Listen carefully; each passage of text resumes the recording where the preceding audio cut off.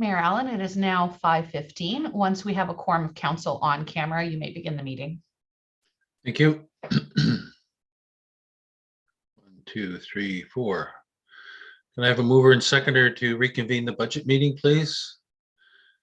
Councillor Maud Chapman and Councillor Moore. That the special meeting of the Township of Springwater does now reconvene at 5:15 p.m. All those in favor? That is carried. Good evening and welcome to the third session of our 2022 budget meetings. All sessions will last 2 to 3 hours, and due to COVID, council is taking the necessary steps to limit in-person meetings, so council and staff are meeting virtually, electronically, and the meeting is being live streamed. You can watch the meeting online at www.springwater.ca. You can listen to it during the meeting by telephoning 647-558-0588 and using the ID number 868-2556-3533 with the pound sign. If you would like to look at it after the meeting, you can view the live streaming on the township's YouTube channel. Are there any disclosures of pecuniary interest, council, for what we're dealing with tonight? Seeing none, we are moving to 7.1 on the agenda. So I'll now call upon Director Radigan to provide an overview of today's budget session that we're dealing with. Thank you, Mayor Allen, and through you to members of council. Welcome to your third budget deliberation session. The goal of tonight's meeting will be to review the program changes from 1 through to 13. And the idea will be, I will share my screen with you and we will review each program change individually. I will introduce them and then provide the opportunity for the department head to come on and provide justification. And this should allow council to ask any questions and get further clarification as needed. So I will go ahead. Pardon? So after the presentations of the department, it'll turn back over to me and we'll direct questions to staff through the chair, please. Thank you. Go ahead, Director Radigan. Thank you, Mayor Allen. That's correct. And I do believe after each program change, we will be tabling a motion, and that will allow council to vote to accept and to move on with the program change or to take it out of the budget entirely. Okay, so I'm just going to go ahead and share my screen.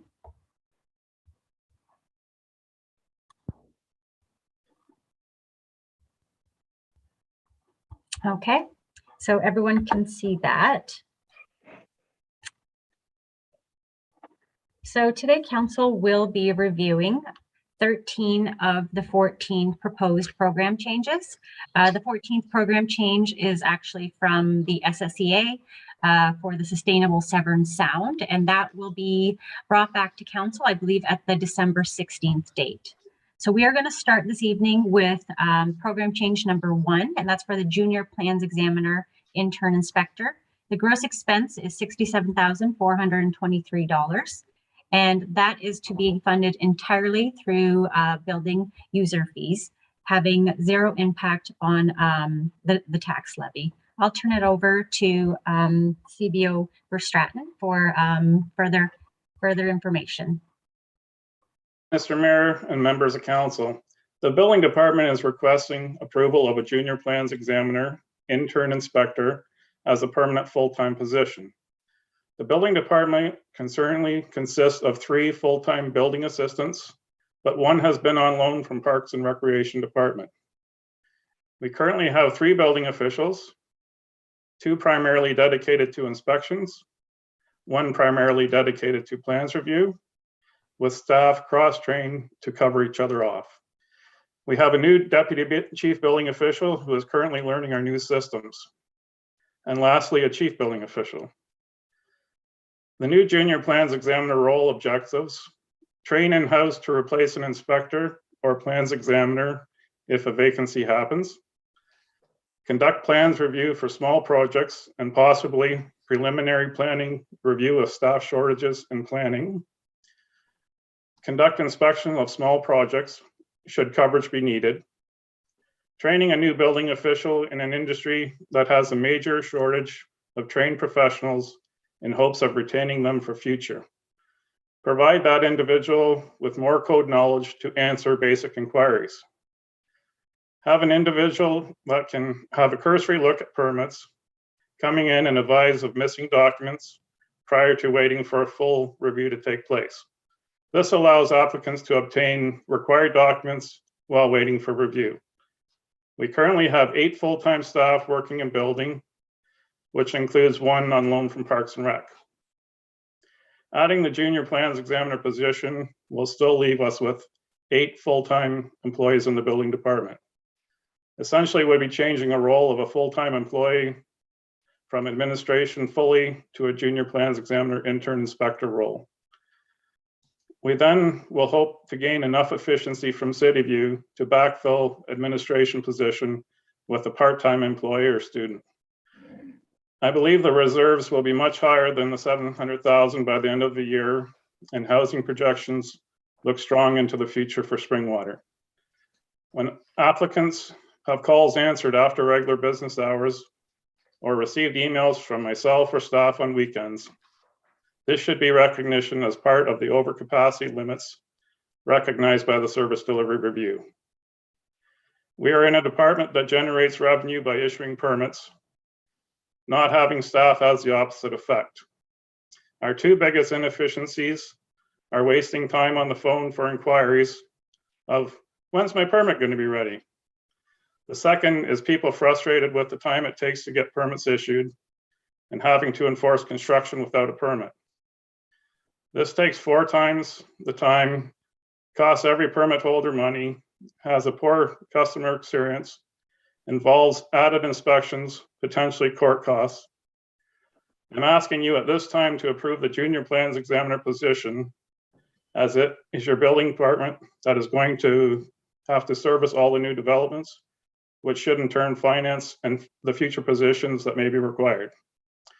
Alongside of the developments are the current taxpayers that will need to have the same level of service as the large developers, and this requires staff to do it. We are mandated by law to provide as many officials as necessary to enforce the Building Code Act. Mr. Mayor and Council, I truly appreciate the time you have taken today and the confidence shown in allowing me the opportunity to continue to serve the municipality as my new role as CBO. I hope Council will see the benefit of this junior plans examiner position, as it is much needed. Any questions? Thank you, CBO Verstraeten. Can I have a mover and seconder to get this on the floor, please? Councillor Cabral, Councillor Ma Chapman. Questions, Council? Councillor Cabral? There we go. Thank you, Mayor Allen. I just wanted to know, this is prorated, or is this for annualized, the amount? It says Yeah, I for think- 10 months. Could you let me know what that would translate to for the annual? CBO Verstraeten? I'll have to ask Director Radigan to answer that one. Director Radigan? Thank you, Mayor Allen. Through you to Councillor Cabral. You are correct. The amount that is currently being displayed is for a 10-month. The 12-month salaries and benefits would equate to $80,875. Thank you. Councillor Ma Chapman? Thank you, Mayor Allen. I totally support this. With all the growth we're having within our township, I think this would help alleviate some of the wait time for the smaller project. I know I've been approached within my ward about timing and restraints, so I think this is a good move and it would help with the timelines. Thank you. Thank you. Deputy Mayor Coughlin? Thank you, Marilyn, and through you to CBO Verstraeten. The assistant position that you have in place right now for admin, would that be eradicated immediately, or what type of transition are we looking at while CityView does come on? CBO? Through you, Mr. Mayor, to Councillor Coughlin. Yes, so with budget approval scheduled for January, I'd hope that we could transition that over the winter time and have that new person in place prior to the new construction season, and get some benefit out of City View as far as efficiencies going through the winter, not during our construction period, just to try to implement some new processes. Okay, thank you. Follow on? Thank you. And I guess my concern was just that understanding that there is such a demand in that department right now. So you're not looking to eradicate that position immediately. It would be more of a transition then? Yeah, so I'd be looking, sorry, through you, Mr. Mayor, Deputy Mayor Coughlin. I'd be looking to have a part-time person and or summer student come in to backfill that spot as well, Thank you. which is in my budget. Other comments? Councillor Ritchie? Yes, thank you, Mayor Allen. Through to Darren. I compliment you and your staff for the amount of excuse me, the amount of work that you were facing there back at the start of the summer, and you just got it caught up. And anyways, you guys are on the front lines too. You see it firsthand. I have a question. Is there anybody in your department that's going to be retiring in the next year? I don't want to know any names, but is it a possibility? Through you, Mr. Mayor, to Councillor Ritchie. I plan to have about 3 people retiring in the next 5 years. 1 possibly next year, possibly 2. I support this 120%. It helps to facilitate the process all the way through, and the new program, City View, this position, this here, being on the front lines, you're seeing it every day. And even myself, going through the process to get a building permit to build a house, it's been quite an experience to say the least. And anyways, I support this. Thank you. Thank you. Councillor Cabral? Thank you, Mel. Not specifically in reference to this, but I just wanted to be clear and on clarification. Is the figures that are being used based on the old grid, or are they based on the new grid? Director Radigan? Thank you, Mayor Allen. Through you to Councillor Cabral. They are based on the old grid because the new grid still has not been approved. Thank you. I guess my follow-on would be, do you know where this would be on the new grid? Director? Thank you, Mayor Allen. Through you to Councillor Cabral. We do have that information. Would you like me to provide it? Yes, if you don't mind, please. Thank you. And it might be useful for the other positions as well, because that's something that's going to come down for us to look at again too. Absolutely. Would you like it through email, or would you like me to point them out as we go along? I think it'd be best to point them out as we go along, please, so we have the most current idea of what the number's going to be. Absolutely. Thank you, Mayor Allen. Through you to Councillor Cabral. The 10-month on the new grid would be $80,264. And the 12-month on the new grid would be $95,994. And I guess follow on, Mayor Allen, real quick. Yes.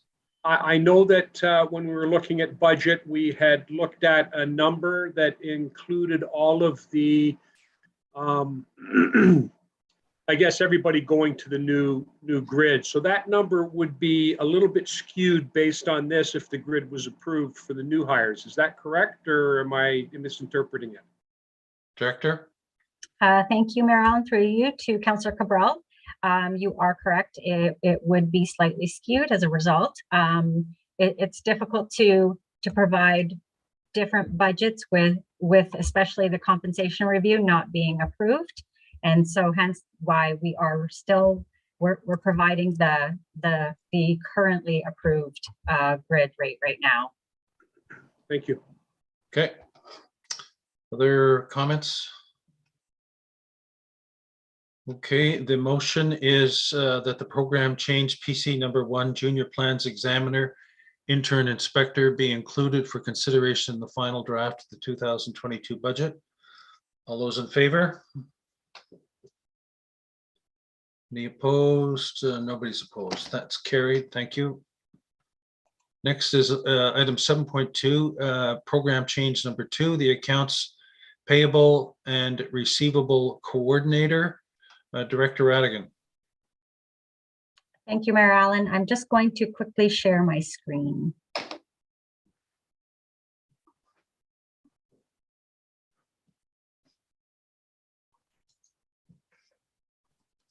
Okay, so I just wanted to allow council to visually see the actual tax impact of the accounts receivable and accounts payable coordinator.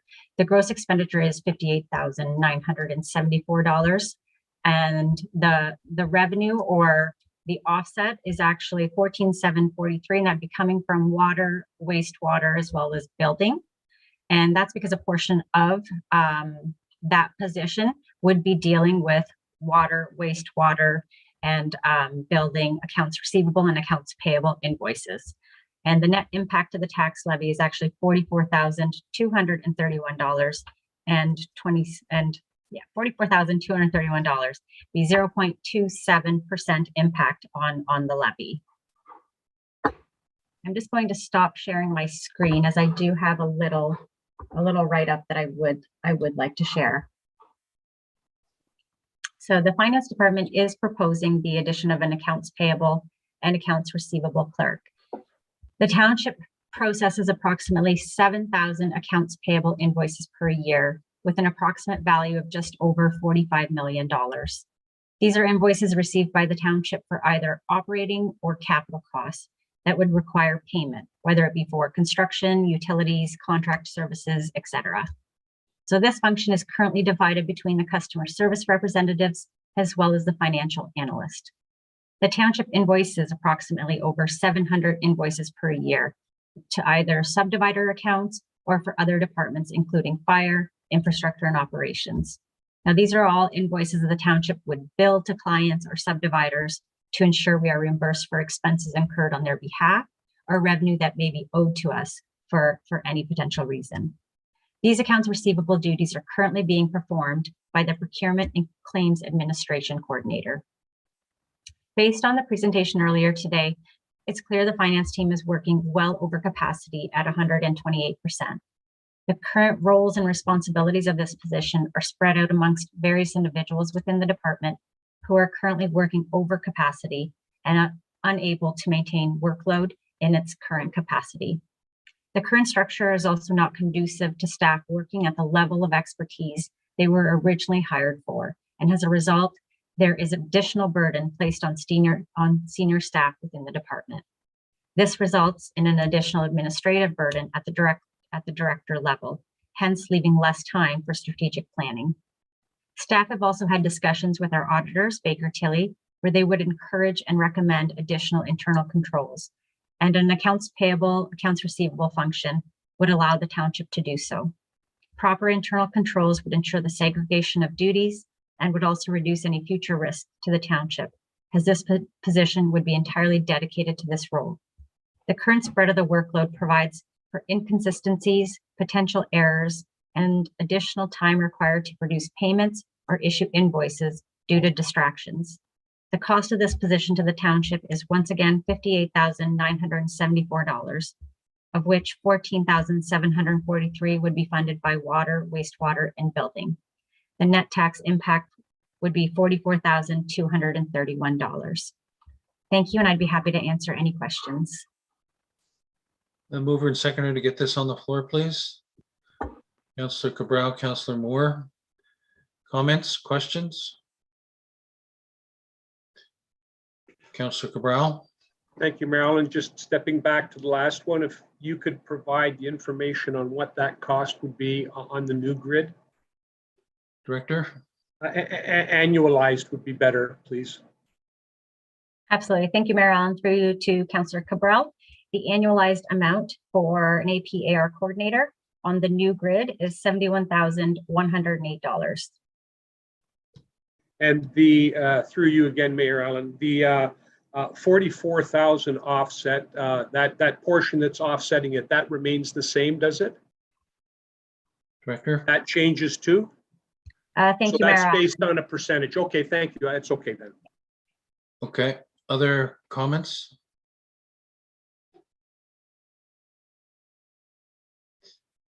Okay, the motion is that the program change PC number 2 accounts payable / receivable coordinator be included for consideration in the final draft of 2022 budget. All those in favor?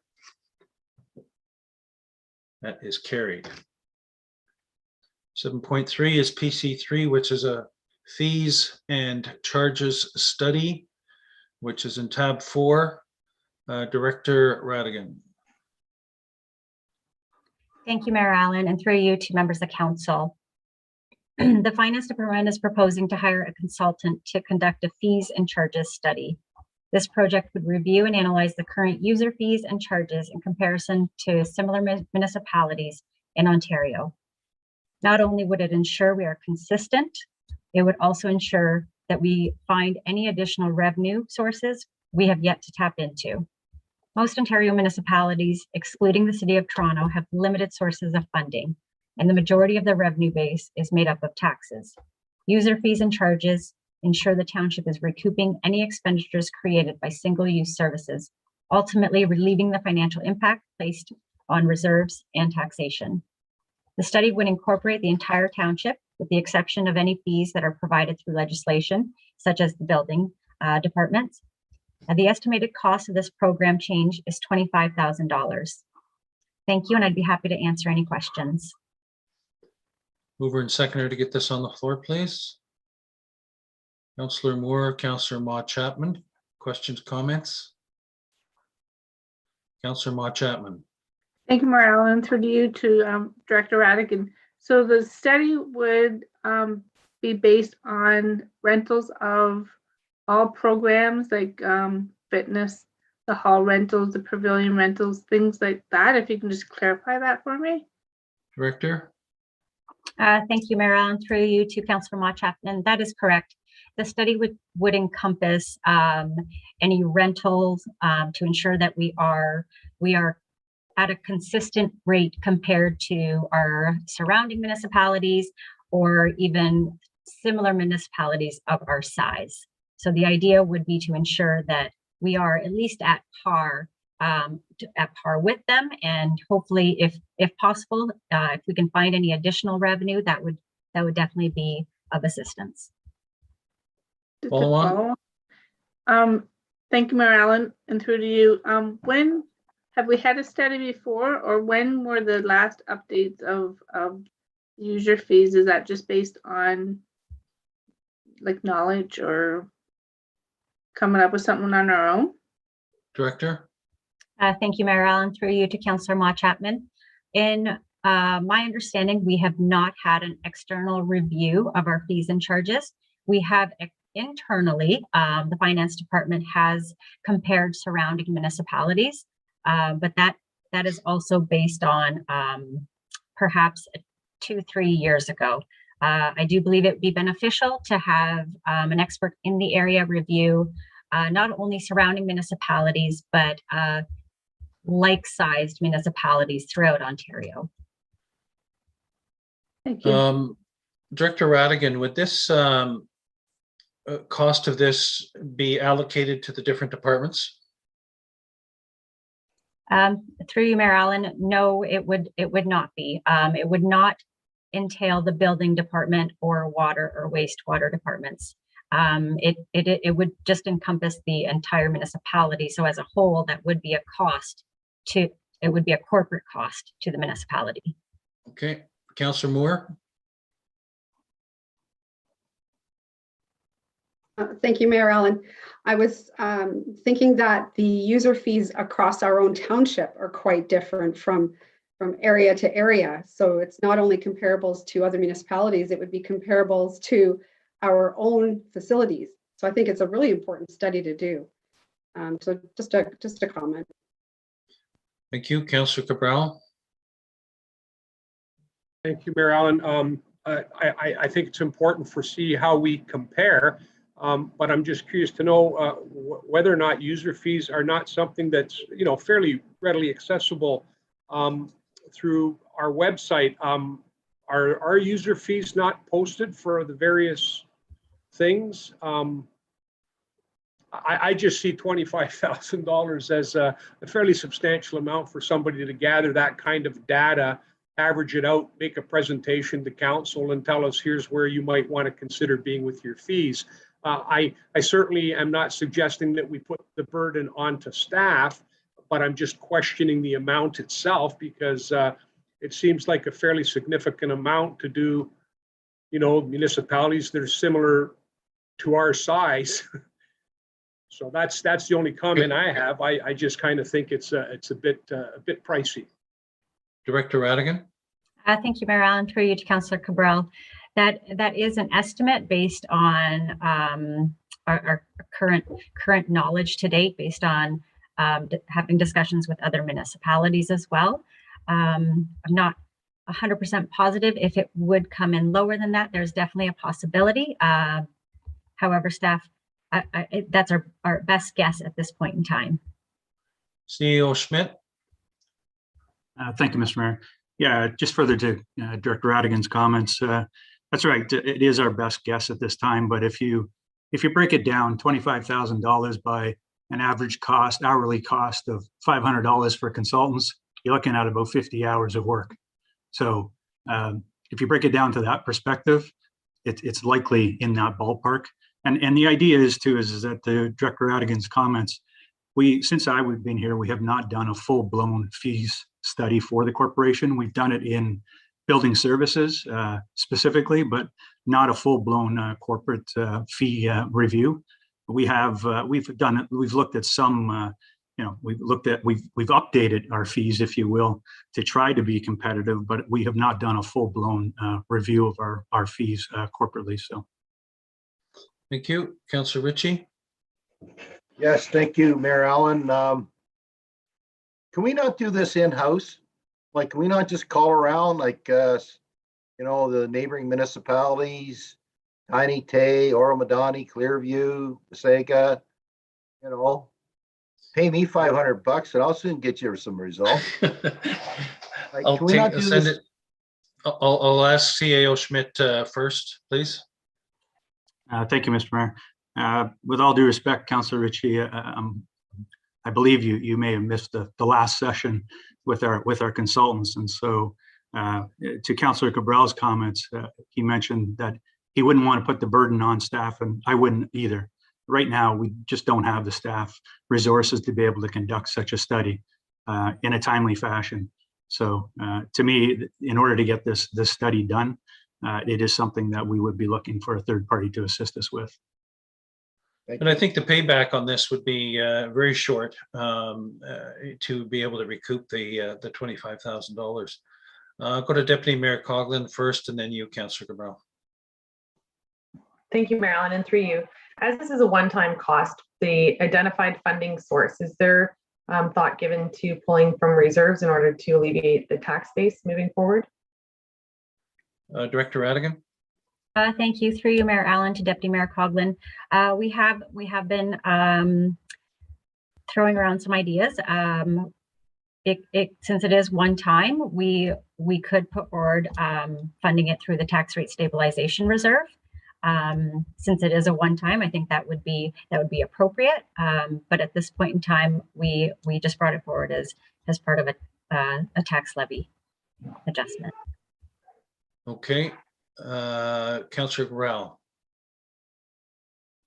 Thanks again, Mayor Allen. I'm not sure whether it's going out as just a tender or some other fashion, but I just brings to mind when we were looking at the cannabis facility in the WSP report, The amount that was suggested at that time during the council meeting, if I'm not mistaken, was $20,000. Yet at that same meeting, it was suggested that it could be accomplished for 13. So I guess that's why I'm saying 25 seems a little bit steep in my opinion, but I'm happy to go with whatever council decides.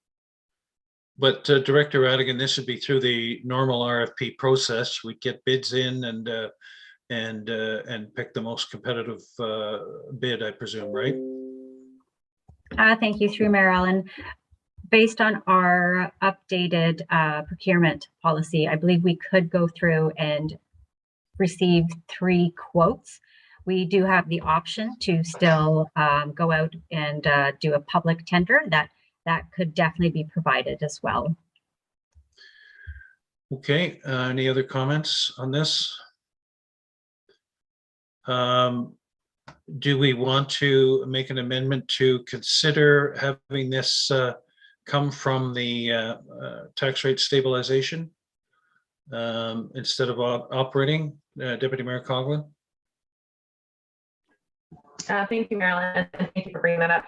Just based on conversations and the temperature of the council meetings past, and if we're looking to alleviate a percentage or get closer to a 2%, if that is the will, I think that taking something like this, which is a one-time expense, and placing it through a reserve will help to establish or to achieve that goal. Okay, is that okay with the mover and seconder? Clerk Ainsworth? Mayor Allen, we would need a mover and seconder for an official amendment for that. Deputy Mayor Coughlin, are you so moving? Please. Sorry, you kicked out there. Yes? Your internet's a little sketchy tonight. And Councillor Moore, you second it? Yes, thank you. So the wording of the amendment to Clerk Ainsworth? Yes, that the motion now before council be amended as follows. Add and that PC number 3 be funded through the tax rate stabilization fund.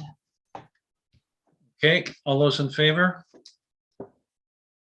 That is carried. Thank you. 7.4 is PC number 4, the municipal law enforcement officer / administrative assistant. Director Radigan. My apologies, Mayor Allen. For 7.3, we do need to have a vote on the main motion as amended. Okay, so I don't think I need to read the full thing. We know the motion, we know the amendment. All those in favor? That is carried. Thank you. Director Radigan, 7.4, PC number 4. Thank you, Mayor Allen, through you to members of council. I will just quickly share my screen again. Program change number 4 is for a municipal law enforcement officer / administrative assistant. The cost to the township is $58,974. And that is for a 10-month based on the existing grid. And for Councillor Cabral, the 12-month on the new grid is $71,108. I will turn it over to Clerk Ainsworth to provide further details. Clerk Ainsworth. Thank you.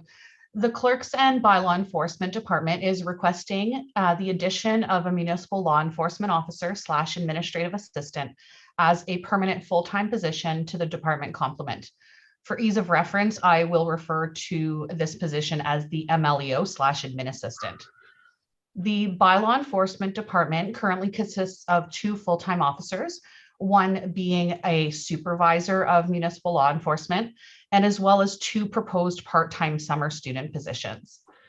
In addition to attending complaints, the officers are responsible for all administrative roles within the department, and this includes answering residents' inquiries and complaints via telephone and email, attending calls and complaints for investigation, ensuring all information is transcribed into property files and kept up to date, drafting and submission of reports to council, drafting of crown briefs and attending court, They are also responsible for reviewing and approving all business licensing applications, sign permit applications, animal tag applications, and the chicken licensing bylaw. Attending stakeholder meetings and any other administrative functions that might come out through their day-to-day operations. So currently the department operates during the following hours: Monday to Tuesday from 8:30 a.m. to 4:30 p.m., which are regular office hours. Wednesday to Friday from 8:30 a.m. to 8 p.m., which fluctuates in the winter months. It does go to 7 p.m. just due to volume. And then Saturdays and Sundays, 8 a.m. to 4 p.m. So the additional MLEO/admin assistant would allow for the extension of service hours on Mondays and Tuesdays instead of 4:30 p.m. to 8 p.m., provide backfilling for vacations and leaves, and also provide administrative support for the entire department. The proposed position would be responsible for a large portion of the administrative functions within the department, including monitoring of incoming calls and emails from the residents, administering all business licensing, sign permits, backyard chicken applications, and dog tags, data entry of all files and information into CityView, drafting letters of compliance and education for the other officers as support, as well as regular patrols, proactive monitoring and enforcement of the parking and watering bylaws, and attending various other enforcement calls. More importantly, an additional MLEO would increase officer safety when attending higher risk calls. Officers can assess the situation and attend in pairs when required, specifically after dark. With the current staffing levels, this is often not attainable. Onboarding of an additional permanent full-time position within the department will also help alleviate the clerical and administrative responsibilities from the supervisor of municipal law enforcement.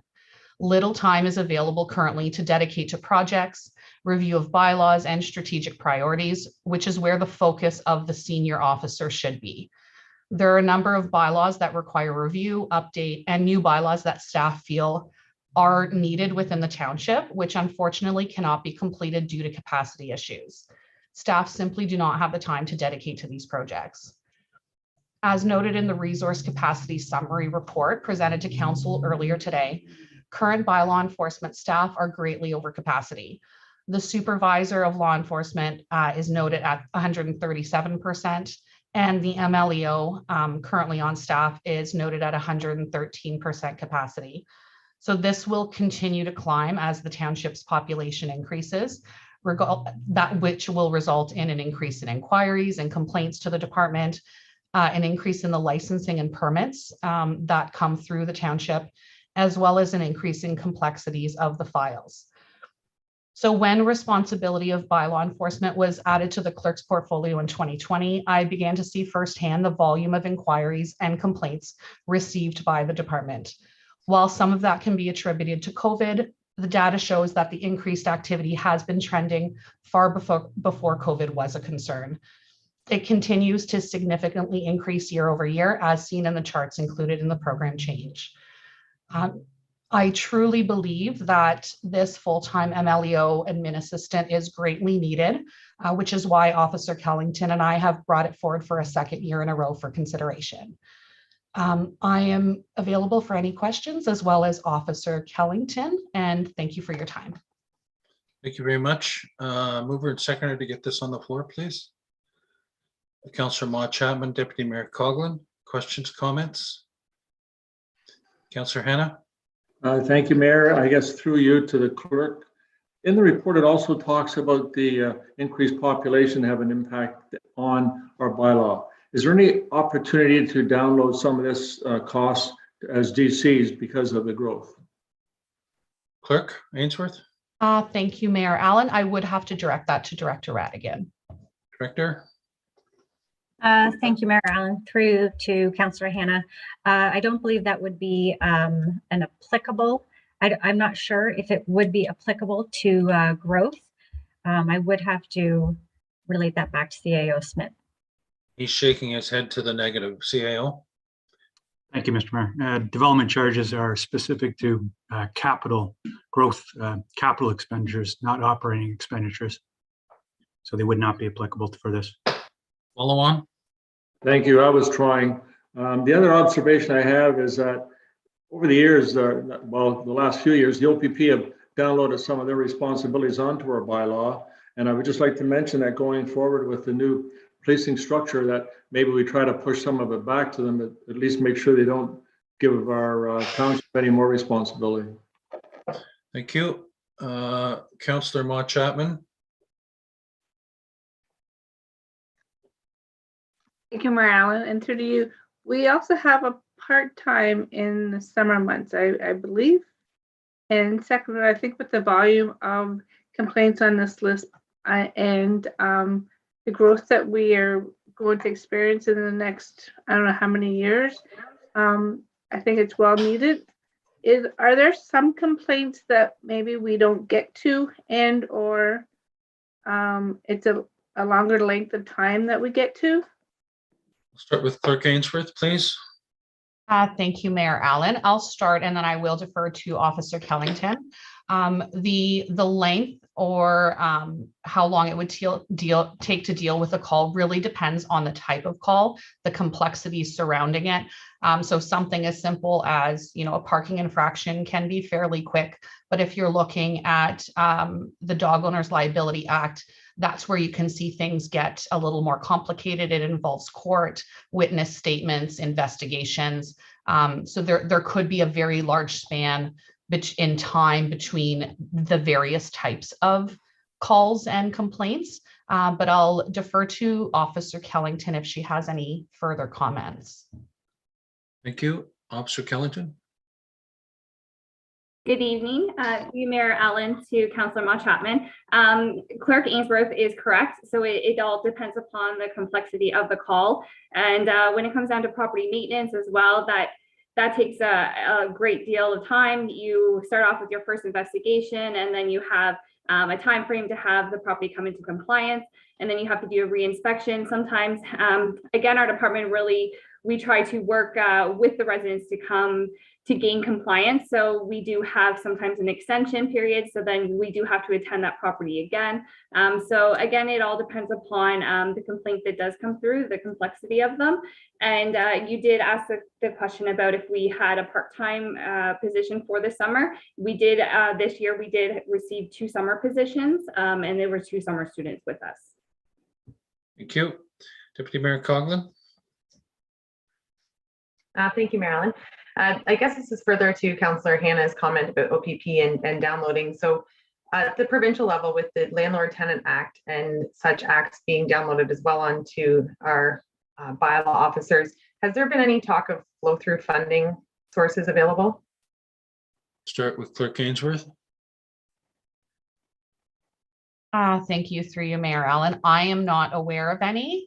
Generally, with downloading it, a lot of the time it doesn't come with funding to match that, unfortunately. And I would like to clarify the summer student positions. One of them was proposed and hired specifically to run the ORV education program.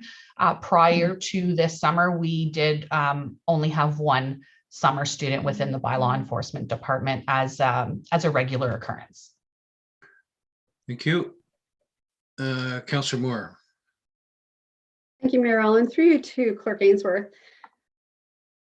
When you're speaking about the bylaw officer being, busy with calls and busy with customer service and resident inquiries, did you consider hiring just a full-time admin assistant and not sort of trying to mix the 2 roles again? I think the admin assistant full-time could potentially leave the bylaw officer on the road full-time, so she's not burdened with a lot of that paperwork and return phone calls. Clerk Ainsworth. Thank you, through you, Mayor Allen. It was taken into consideration, but there is a concern, as I mentioned, with officer safety, extension of hours. So the thought was, if this person could be a certified MLEO, it would alleviate any of those concerns. It would allow partnering for certain calls. It would also allow backfilling during vacations, which is, again, where we would really need that MLEO backup support in addition to their administrative assistant functions.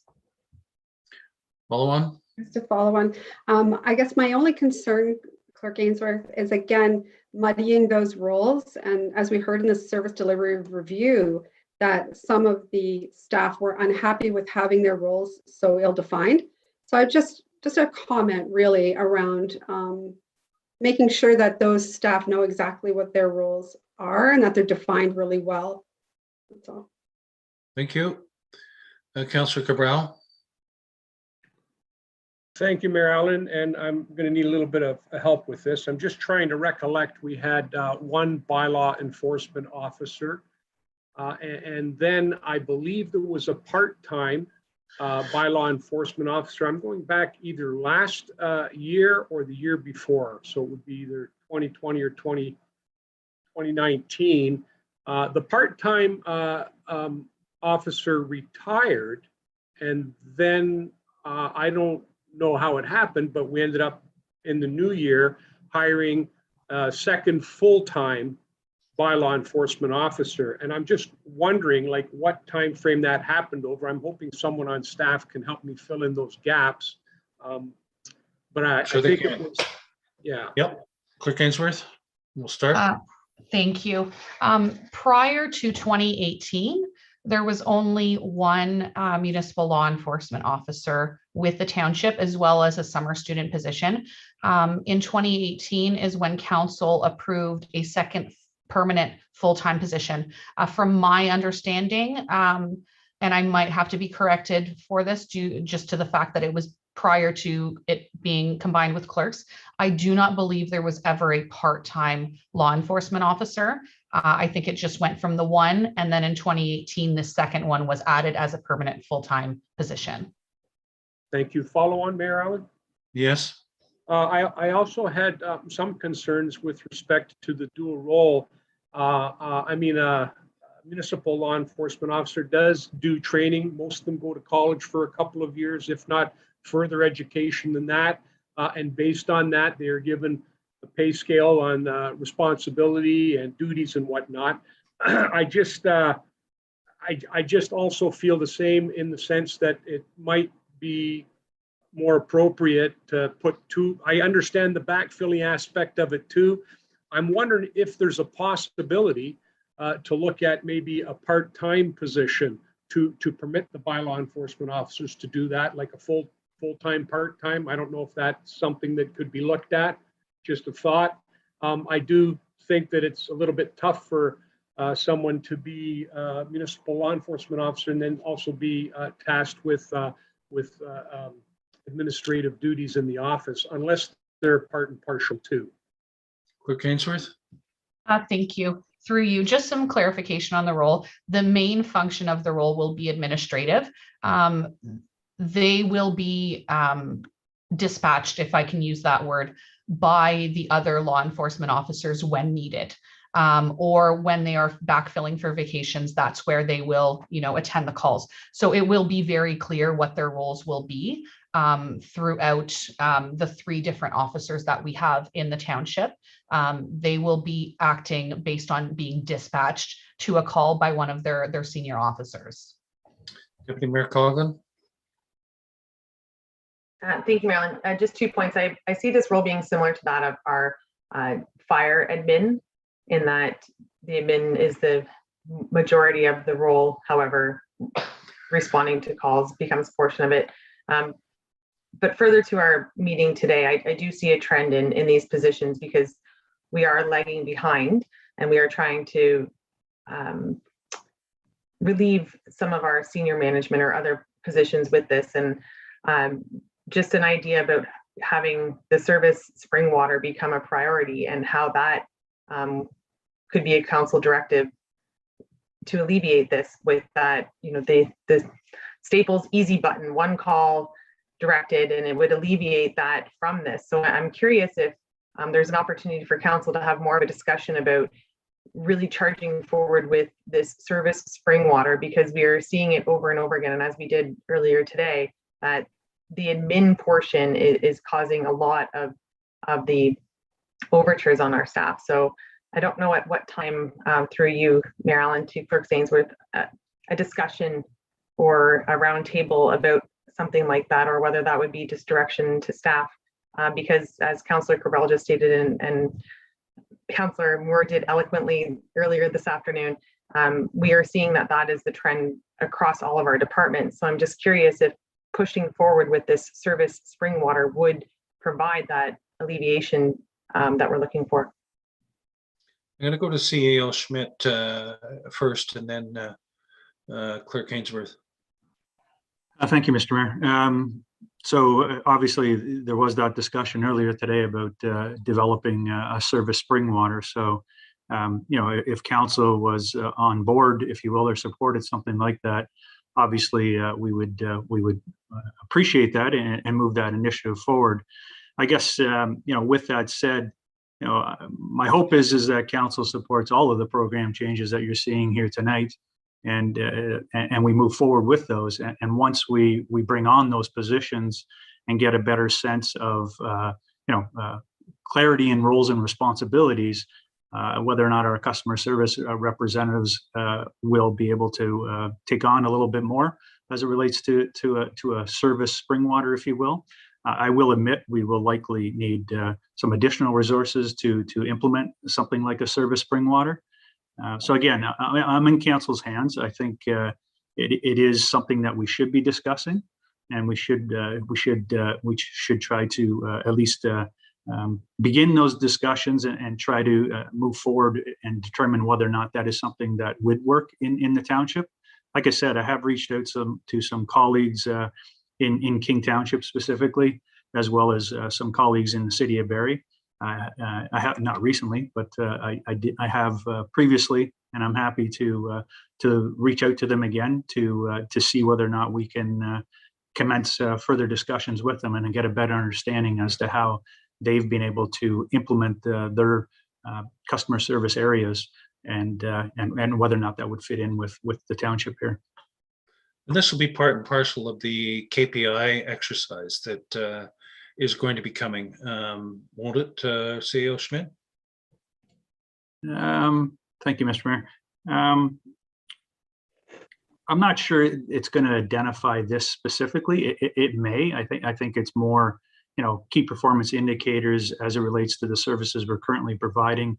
And I think I can't recall, my apologies as to who brought it up earlier today about, I think maybe it was Councillor Cabral, about more the customer service aspect and what some of those standards are across the organization.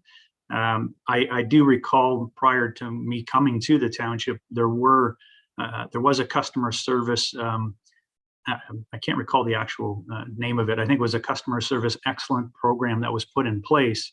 However, over time, there's obviously lots of changes have happened since 2013, 2014, and I'm not quite sure that program is still in existence, to be quite honest with you. So I'm not quite sure, though, that this is something that it might be a recommendation that comes out of the next stage of the service delivery review, but I'm not quite sure it would be something that they would be have a game plan, if you will, or a work plan for us to follow. I think it might just be a recommendation, and hence we would have to again investigate and explore further. Clerk Ainsworth, anything further to add before I go to Councillor Moore? In terms of how it would get tabled, it could go through an item for future consideration, as we've done for other items such as that, where a staff report would be requested on potential options moving forward. That's how this project could get tabled and officially approved by council. That is one option. There's also a notice of motion, or through the budget process, which I'm not too sure if that's where CAO Schmidt or Director Radigan would recommend, but there are a few different options to get this tabled. Okay, Councillor Moore. Thank you, Mayor Allen. Through you to Clerk Ainsworth. So, Clerk, I'm happy to support this program change, but I want it noted that I do sense that with these positions like fire, there is a slight risk involved when professionals are not using their skill set on a more frequent basis. I'm a little hesitant and we hire a bylaw officer that sits at a desk most of the time and then is just called on infrequently to backfill vacation, etc. So I'm hoping that in the near future, that could be a full-time bylaw position on the road. Clerk Ainsworth? Thank you through you to Councillor Moore. I completely understand that concern. As the town grows, as the township grows into a town, I can definitely see the need for increased bylaw officers on patrol.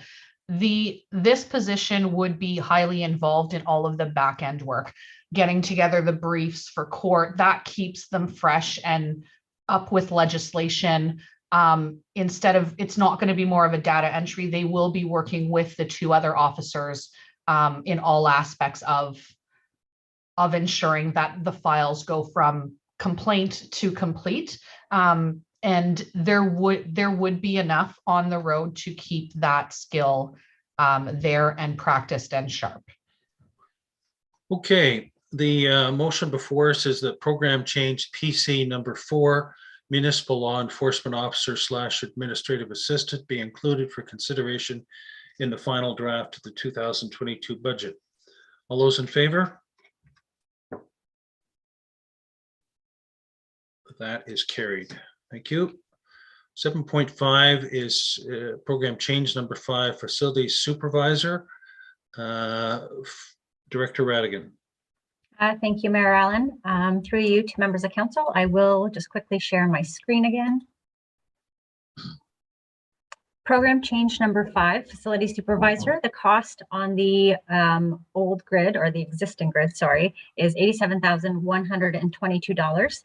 That is proposed to be funded 100% by savings that are being transferred to reserves, and those are staff savings in the current year. And that, although we do understand that those savings won't be there in future years, however, I do believe CAO Smith had brought it forward that it would assist with the first year of funding the position. This position on the new grid for a 12-month period would be $108,000 and $810. I will turn it over to General Manager Romdeo to provide further details. Thank you, Director Radigan, Mayor Allen, Deputy Mayor Coughlin, members of council. Thank you for the opportunity to speak to you this evening regarding the facility supervisor. The proposed facility supervisor will be responsible for the operation of the Elmvale Arena, plus the facility management of 19 of our other facilities, the admin building, the fire halls, the community halls, and the libraries.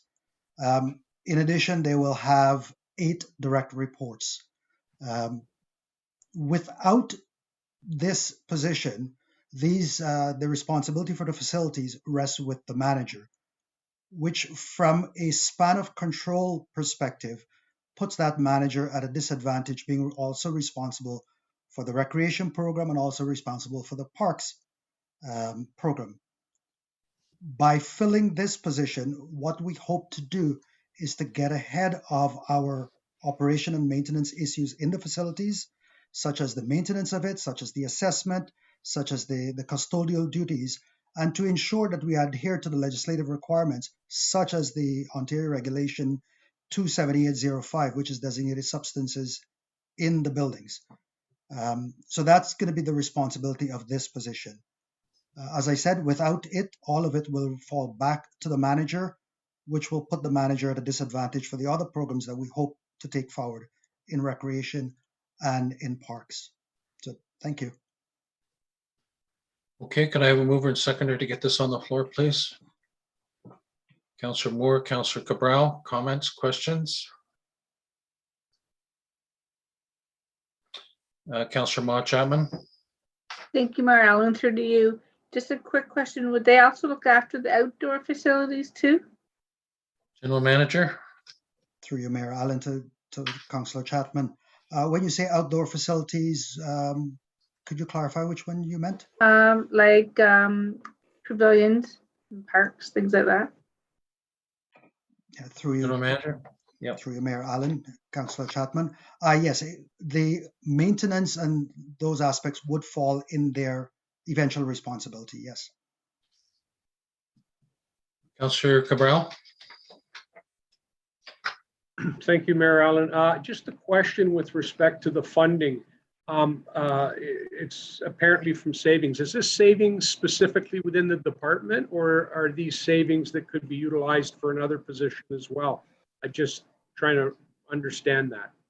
General Manager? Through you, Mayor Allen, to Councillor Cabral. I'll actually defer that to Director Radigan. Director Radigan? Thank you, Mayor Allen. Through you to Councillor Cabral. They are actually savings of the reduction of a director in the Parks, Recreation, and Facilities area, and hence then hiring a general manager to take over control of one larger department. So they are just general savings throughout Parks, Recreation, and Facilities as a result of mainly as a result of the director position. Other comments? Okay, the motion is that the program change PC number 5, facility supervisor, be included for consideration in the draft of the 2022 budget. All those in favor? That is carried. Thank you. 7.6, PC number 6 is engineering fees regarding road audits. Director Radigan? Thank you, through you, Mayor Allen. I will quickly share my screen for this one as well. Program change number 6 is directly related to roads audits. The gross expenditure is $10,000 and the net impact to the levy is 0.06. I will turn it over to General Manager Romdeo for further information. General Manager? Thank you, Director Radigan. Thank you, Mayor Allen. Over the last several months, we've received several inquiries regarding traffic safety, traffic calming within a number of areas. Some of the traffic safety requirements, such as stop sign consideration, signal consideration, are actually beyond the technical capabilities of the department, the skill set we have in-house. This amount is for those sort of requests, ad hoc requests to consider safety at particular intersections. And it's for us to go out and to hire a specialized person to get that done. In my experience, one complete safety audit at a significant intersection will run around $9,000. At a smaller intersection, it's between $4,000 to $5,000. That's what this is as a place marker to cover those requests. Okay. Did I get a mover and seconder on this one? Sorry. Councillor Cabral, Councillor Moore. Comments, questions?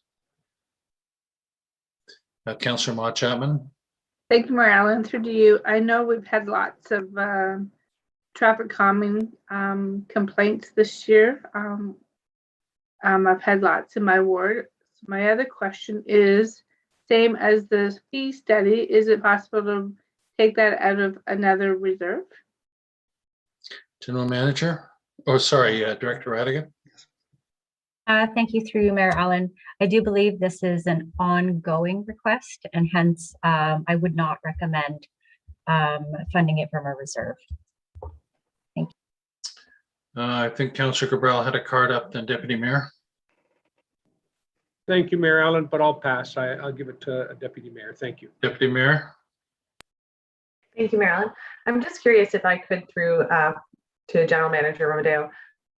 So this would then form part of our base budget. And if we don't receive any requests in 5 years, that's $50,000 that we're going to be taking from residents and not applying. So is there another mechanism that, to your knowledge, might be available, drawing from reserves at the time of request, for example? I just have concern with making this part of a base budget moving forward. Director Radigan, I'll address that too initially. Thank you, Mayor Allen. Through you to Deputy Mayor Coughlin. One way to find a solution is to request, anytime a request does come forward, a report would be required to come through council to approve any funding that's coming out of a reserve. As for timing, I will refer that back to General Manager Romdale. General Manager. Yeah, thank you, Mayor Allen. In terms, Director Radigan is correct. In terms of, I would suggest that if we were to look at the alternate funding, the best way to do it would be a report to council, identify where that funding might come from. Based upon my experience or my knowledge so far, the few months I've been here, I have had a few requests already that actually would require this. And there have been quite a few. So in terms of the volume of requests going forward, I see it coming forward at least 1 or 2 per year that would fit this category. Councillor Cabral.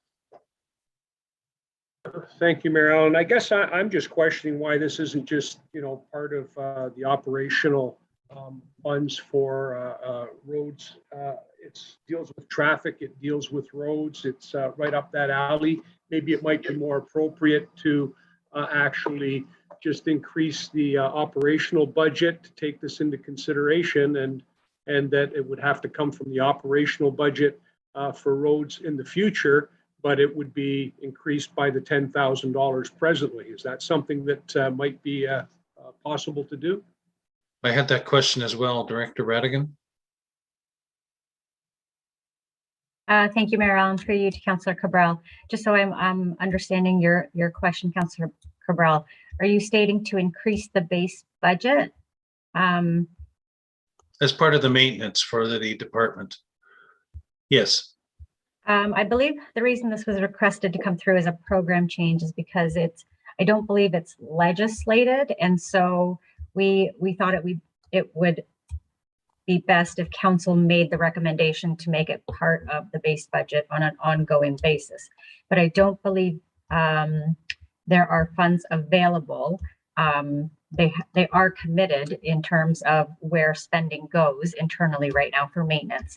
So hence why the increase of $10,000 we thought would be best come through as a program change and to be able to provide justification for increasing our budgets. Follow on.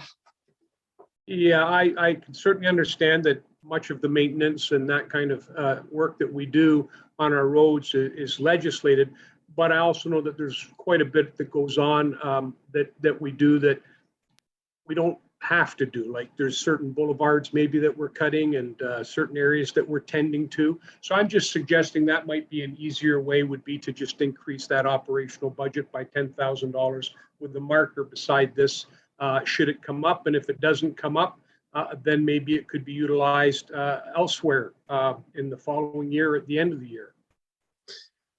General Manager Romdale, do you foresee this being an ongoing exercise, these road audits?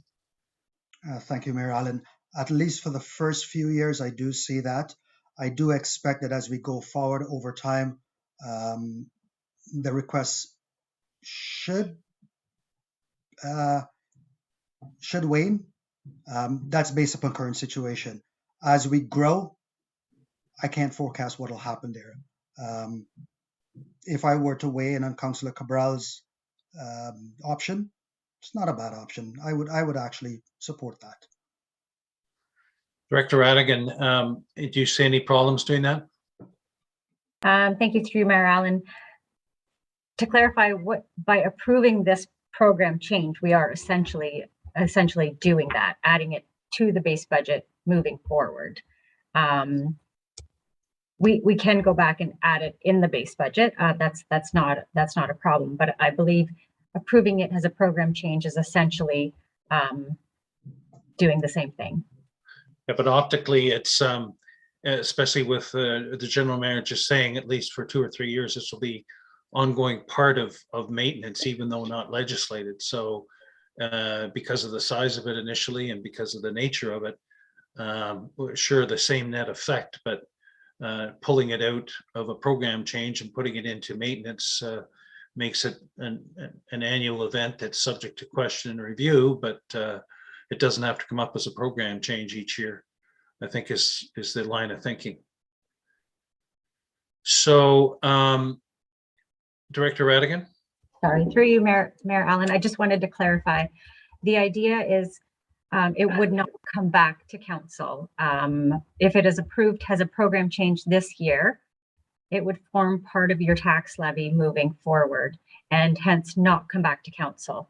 The reason why it is a program change is because if it's not legislated, so the idea is to have council make the decision on the level of service that we do want to provide, and hence increasing our base budget by 10,000. We wouldn't necessarily be coming back every year. If anything, General Manager Romdeo may come back to increase it if requests, if the volume of requests is increasing on an annual basis, or decrease it based on no new requests. Deputy Mayor Coughlin? Thank you, Marilyn, and through you. How I see this as being different, often our maintenance is identified by our staff.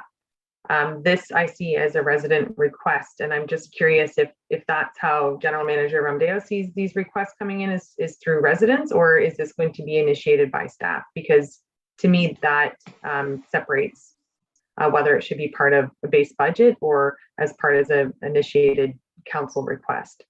General Manager? Thank you, Mayor Allen. To Deputy Mayor Coughlin, I see this as coming from staff based upon a number of requests at a particular areas, and from members of council as well, also based upon a number of requests within a particular area. That's how I see it. I do not see this coming as a one-off request from staff, from a resident, because they had a complaint at a particular location. Okay, Councillor Cabral. Thank you. Just real quick, I guess I'm looking at it, traffic calming comes in, and we're going to go out there and put up a couple of signs, and we're going to put in a speed bump. That's coming out of the operational aspect of the roads department. That's not a special package. So I'm just seeing this as an additional $10,000 to be available for these types of requests, so that when the GM does decide that, yes, I think we need to do an audit there, he's just got that buffer already in that area for it, because I just don't see it as a program change. I just see it as an extra $10,000 to have operationally available. Same as if, like I say, the calming request comes through, they go through everything, and then if they decide that they're going to put up some new signs, the signs are going to go up, but it's not coming before council as a program change. They're just putting them up. So General Manager, any comment on that? Mayor Allen, to Councillor Cabral, I think Councillor Cabral, that's an option. That's one option to simplify how it happens. Yes, it would work that way. Councillor Moore, did you have a comment? I do, but it's somewhat unrelated to this conversation, so I would rather let this conversation finish out, if you don't mind. Deputy Mayor Coughlin? Thank you, Marilyn, and just further to Councillor Cabral's comments. So either we approve it as a program change and it becomes part of the base budget moving forward, or staff go back and put $10,000 additional into the base budget. So either way, it's the same impact to the tax base and the same impact to residents. So I think that if this is something we want to support, supporting it as a program change or having staff go back, it's the same end result. Yeah, Director Radigan. Thank you, through you, Mayor Allen. Just hopefully to shed a little more light on it. I would look at this program change similar to any of the other ongoing program changes that you are seeing that require tax levy funding. The reason why it's coming through as a program change is because it has never been completed in the past using base budget funds if they weren't available. So the idea is the base budget that is there is committed to specific operating needs. And hence, in order to increase it by the $10,000, we would encourage it come through as a program change, just to ensure that we are transparent and we are specifically allocating this $10,000 for roads audits. Okay, I think we can go to voting on the motion now. Oh, you Wait, were, wait. okay, Councillor Moore? Thank you.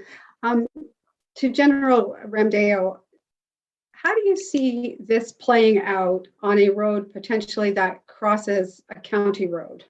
And we know that the intersection's very problematic. How do you see this traffic study being done and then communicated? General Manager? Thank you, Mayor Allen. To Councillor Moore, I would be extremely careful about, I would have a conversation with the county before I do an audit on their road. Let's put it that way. That's what I think. It's not going to help me.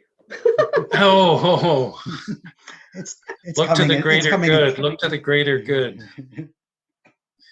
Okay, the motion reads that program change to PC number 6, engineering fees, road audits be included for consideration of final draft of 2022 budget. All those in favor? That is carried. 7.7 is PC number 7, road crack sealing program. Director Radigan? Thank you, Mayor Allen. Through you to members of council. The program change number 7 is for the annual roads crack sealing program. The gross expenditure to the tax levy is $38,000. That equates to 0.23% of an increase to the tax levy. I will turn it over to General Manager Ramdeo to provide further insight. Thank you, Director General Radigan. Manager? Thank you. Sorry, Mayor Allen. Thank you. What the single greatest negative part of a road or detriment to a road life is water getting into the base of the road. Generally, that starts with cracks in the roadway. Cracks in the roadway generally occur within the first 3 to 5 years of paving of a road. If not corrected, if not sealed, that water gets into the base and causes quicker damage, quicker degradation. We do not have a crack road sealing program, a road crack sealing program within the township. What this is to begin a road crack sealing program so that we can correct those cracks, thereby extending the life of our asphalt, the life of our roadway, which will in turn allow us to stretch our maintenance budget, our operating budget, our capital budget that much further. This is essentially a stitch in time. That's what I'm asking you for support, and it will be an annual program. Mover and seconder to get this on the floor. Councillor Ma Chapman, Councillor Cabral, Councillor Hannah. Thank you, Mayor. Through you to the director. I just see this as a extension, if you like, sir, of the pothole program that we've been doing for years. We have the staff come out, fill the potholes with asphalt and move on. And I'm not sure if they've ever done cracks before in the past, but I just see it part of the same program. Would this become part of that same program in the future? General Manager? Through you, Mayor Allen, to Councillor Hannah. This is actually a few steps before a pothole starts. A pothole generally happens because there was a crack, water got into it, that water froze, and over time that freezing and thawing caused that area to break up, and then a pothole forms. By getting ahead of it through crack sealing, it would prevent the potholes.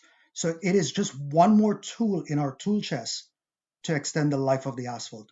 So it is part of the maintenance program, yes. So just on that, if this program change goes through this year, will it become part of the maintenance budget in future years? Mayor Allen. Director Radigan? Thank you, Mayor Allen. That is correct. The idea is it is an annual program that General Manager Ramdeo is requesting to form part of his base budget moving forward. CEO Schmidt?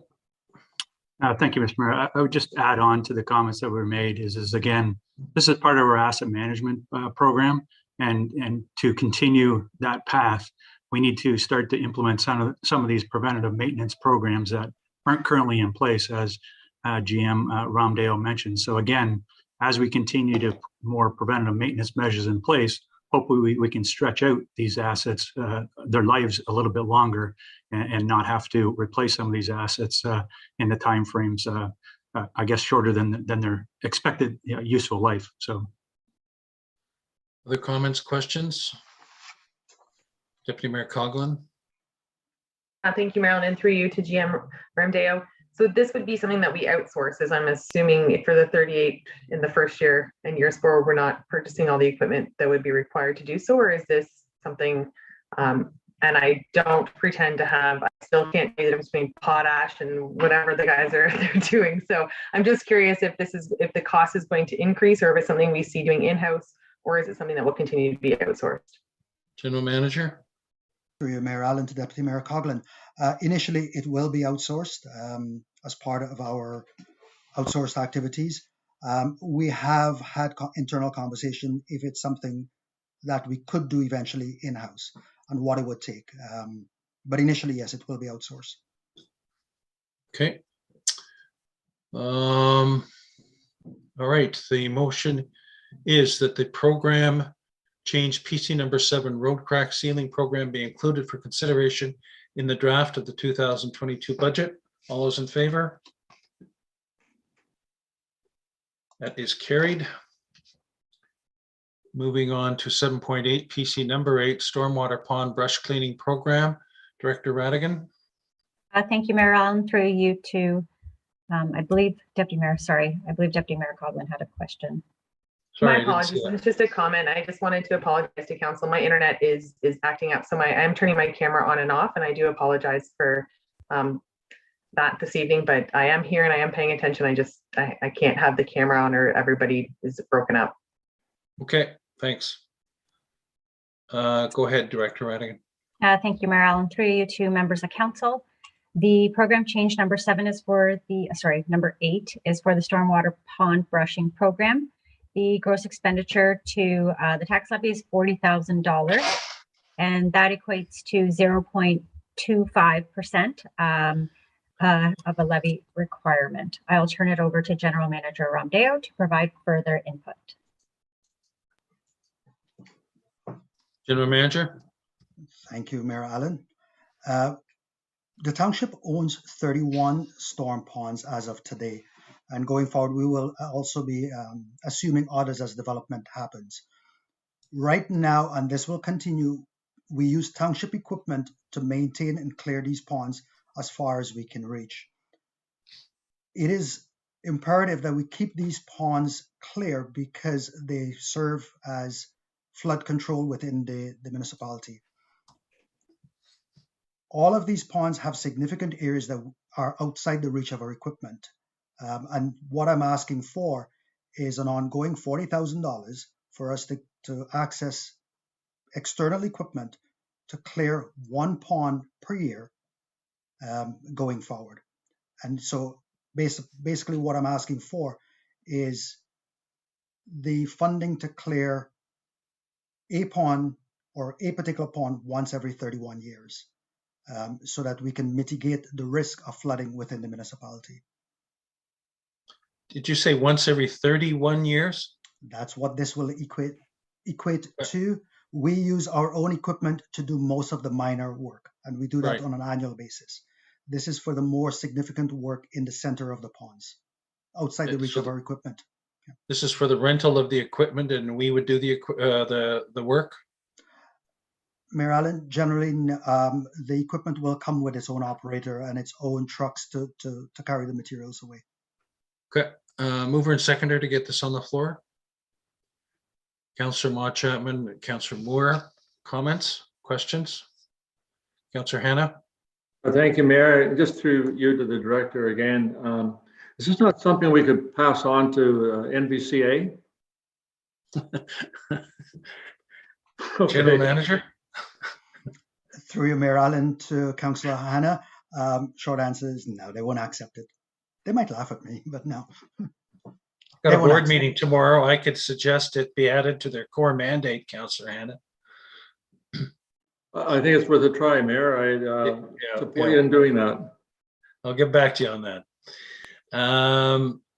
Councillor Ma Chapman. Thank you, Mary Ellen, through to you. Do we clean those, the brush away from the storm waters once a year? General Manager? Through you, Mayor Allen, to Councillor Chapman. I don't believe we clear each pond once a year. It's on a as required, as needed basis. But we do visual inspections once a year. And where necessary, we do go into clear. So, General Manager, is this a big boom truck that has like a longer arm to be able to reach the center, or do they actually go into the pond and do this clearing? Mayor Allen, it's a large excavator with a longer boom arm. Yes, not a truck. So they but an approach it. They approach it from the side, obviously. They do. Yes, that is correct. Interesting. Other comments? Councillor Ritchie. Yes. How many, through to General Manager Ramdale, how many of these storm ponds can we do in a year? Like, I mean, if there's 4 or 5 set out, is there a number of ponds that they can do? General Manager. 40,000. Are you going to do all of them? Through you, Mayor Allen, to Councillor Ritchie, the 40,000 will cover, we hope, the cost for one pond a year. One pond. Yep. Councillor Mott Chapman. Thank you, Mary Ellen. And on that note, would that one pond be once every how many years? You wouldn't have to do that one pond again for a few more years, I'm thinking? No, he said 31 years. General Manager. Through you, Mayor Allen, Councillor Chapman, yes. Based upon the plan right now, it is once every 31 years with the minor maintenance with using township equipment and staff. Okay, the motion is that the program change PC number 8, Stormwater Pond Brush Clearing Program, be included for consideration in the final draft of the 2022 budget. All those in favor? That is carried. 7.9 PC 9, part-time infrastructure and operations clerk, Director Radigan. Thank you, Mayor Allen. Through you to members of council, I will share my screen once again. The gross expenditure for program change number 9 for part-time infrastructure and operations admin clerk is $30,492. And that is on the existing grid at 10 months. And for Councillor Cabral, on the new grid at 12 months, that is $36,872. The net impact to the tax levy is 0. The goal is to fund the first year through the savings that's being achieved as a result of no longer having a director within the Parks, Recreation and Facilities Division. Hence, there is no first year impact to this position. I will turn it over to General Manager Ramdeo to provide further input. General Manager. Thank you, Mayor Allen. The part-time infrastructure and operations admin clerk will be there to support myself, will report to myself, support myself, also support the manager of roads and fleet, the manager of parks, recreation and facility, and if approved, also the senior project engineer. The responsibility of this position will be customer service and triaging of customer requests to ensure that we meet that unofficial 3-day turnaround period. Also the administrative follow-up on several tasks and several responsibilities and calendar management as well. It is my estimate that with this sort of position, we should pull at least around 20 hours worth of administrative work away from myself, the manager of roads and fleet, and the manager of parks and recreation as well, which will free us up to focus more on our core responsibilities. Okay, thank you. Mover and seconder to get this on the floor. Councillor Cabral, Councillor Ritchie, comments, questions?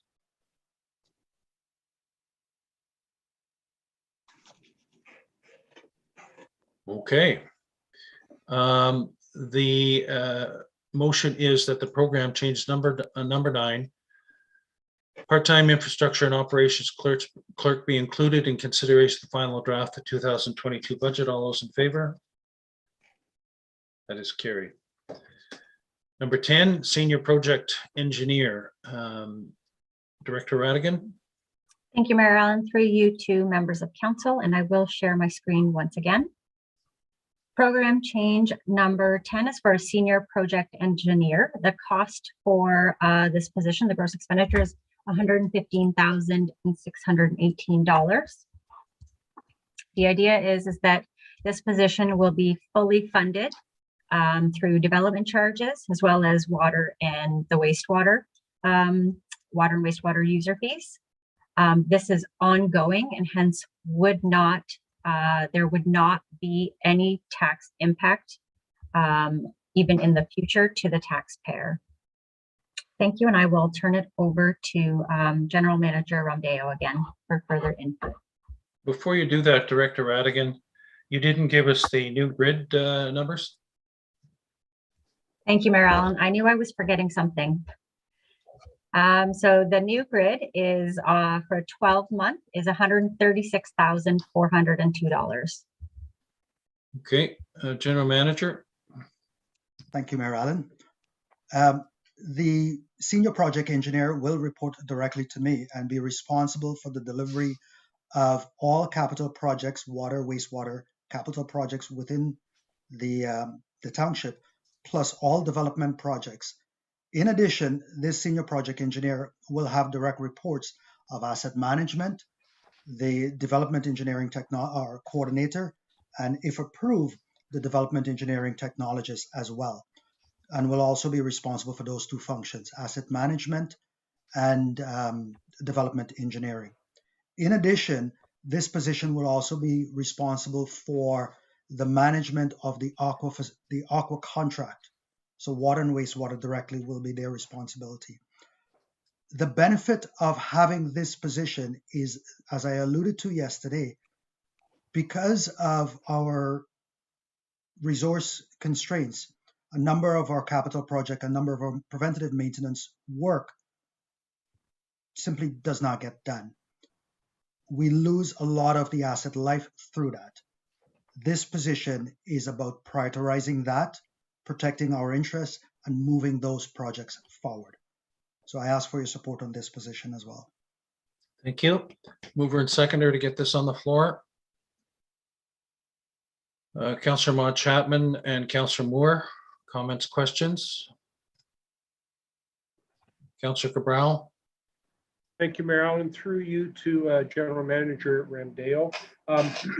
I'm just curious, are we going to be, or are you going to be seeking an individual with some expertise in the water, water management? Because I know wasn't that long ago that we had to do some repairs that technically we should have been able to put off for an additional 10 years, if I remembered correctly.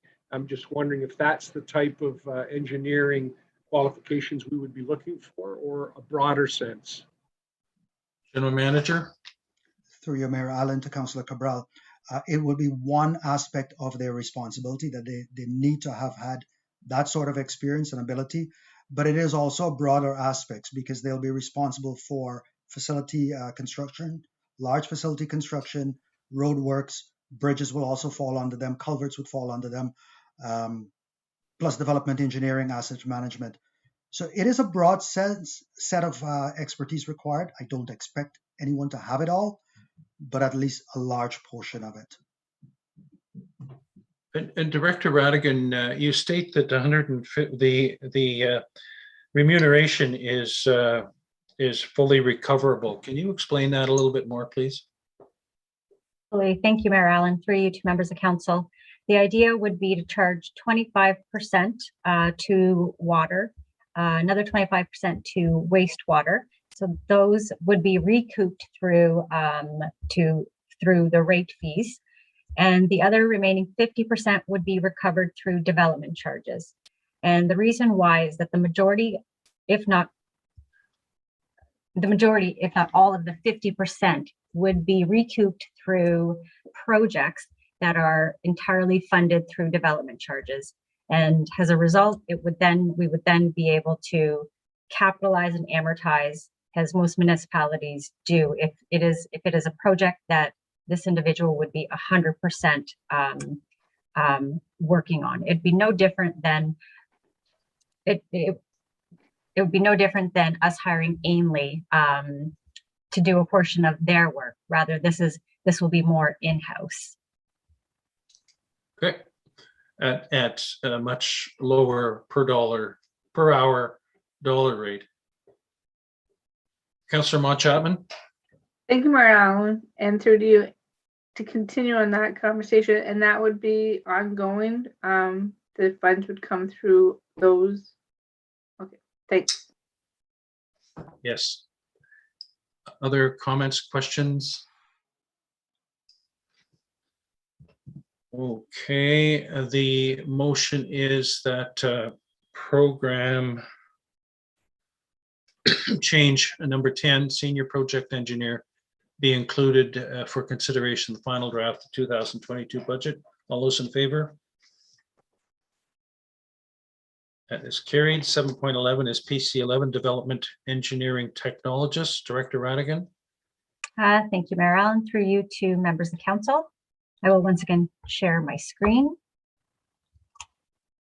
Program change number 11 is for a development engineer technologist. The gross expenditure is $87,631. That's on the existing grid at 10 months. And on the new grid, it would be at $108,020, and that's for 12 months. The majority of this position would be funded, so 75% in total would be funded from DCs as well as developer contributions, and a small portion, so 25%, would be funded through the tax levy. And so the net impact to our tax levy is $21,908, resulting in a 0.14% increase. I will turn it over to General Manager Romdeo. General Manager. Thank you, Mayor Allen. The position of development engineering technologist will report to the senior project engineer and be responsible to manage and to oversee the township's interest on all development projects outside of the mixed subdivision. In addition, this position will be responsible for several of our tax-funded capital projects as well. That's the initial position breakdown for this role. Hence, 25% of it will be from the tax base. All of the development-related work will be recoverable from the developers. We will bill the developer for that time and recover that money. As this role, as the township grows and more development comes on stream, I see this person actually becoming more 100% funded from development recoverable billings as opposed to the tax rate. And essentially what that means is that portion of work that they're doing that's tax supported now will have to go somewhere else as their workload increases. Again, I ask for your support on this position. Thank you. Mover and seconder to get this on the floor. Councillor Cabral and Councillor Mott Chapman, comments, questions? Councillor Cabral. Thank you, Mayor Allen. I guess what comes to mind is, Ainley or any of the engineering firms that we deal with, if a developer is having to pay for them, I'm just curious, are we in a position to bill accordingly, or will we have to bill differently based on in-house versus an outside consulting agency? Because I'm pretty sure in-house we would be able to do it a little bit more economically, but how would the billing actually occur? I'll go to Director Radigan first, please. Thank you. Through you, Mayor Allen, to Councillor Cabral. We do currently do that with our existing engineer position. It is billed in-house. It is provided through our current procurement and claims coordinator is responsible for that. Hence, we are requesting, it does form part of our request earlier this evening for an AP/AR position. And so that person would be responsible for the billing, and we do coordinate it through payroll as well. Okay. Anything further to add, General Manager? Thank you, Mayor Allen. To Councillor Cabral, if you're asking in terms of the rate that we bill out for the individual, that rate is essentially up to us. And as Director Radigan asked for earlier in terms of the fees and charges study, I would suggest that it not be based upon what others charge, but rather what the actual cost is to deliver that, which would be the salary, the benefits, my time to supervise, the engineer's time to supervise, the equipment we provide them, the computer, all of that has a cost. So we factor those costs into that hourly rate, and that's what we bill out at. Thank you. Thank you. Thank you. All right, the motion is the program change PC number 11, development engineering technologists be included for consideration of the final draft of 2022 budget. All those in favor? That is carried. 7.12 PC 12 children and youth librarian. Director Radigan.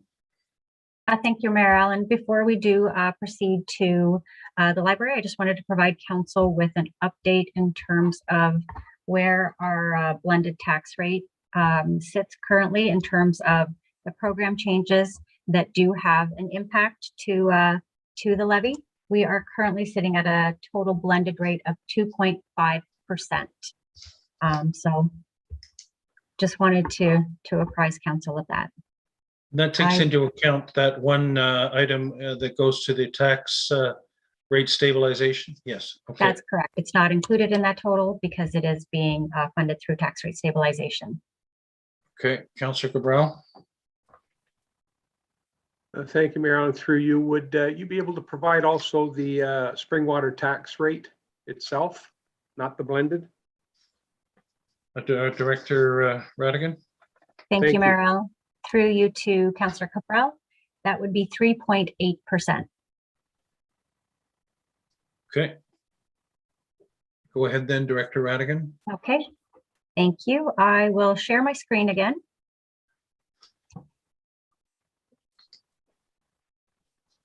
Program change number 12 is from the library for a child and youth librarian.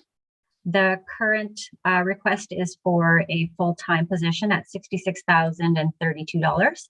That is on the existing grid. If that were to move forward on the 12-month new grid, that would be $78,223.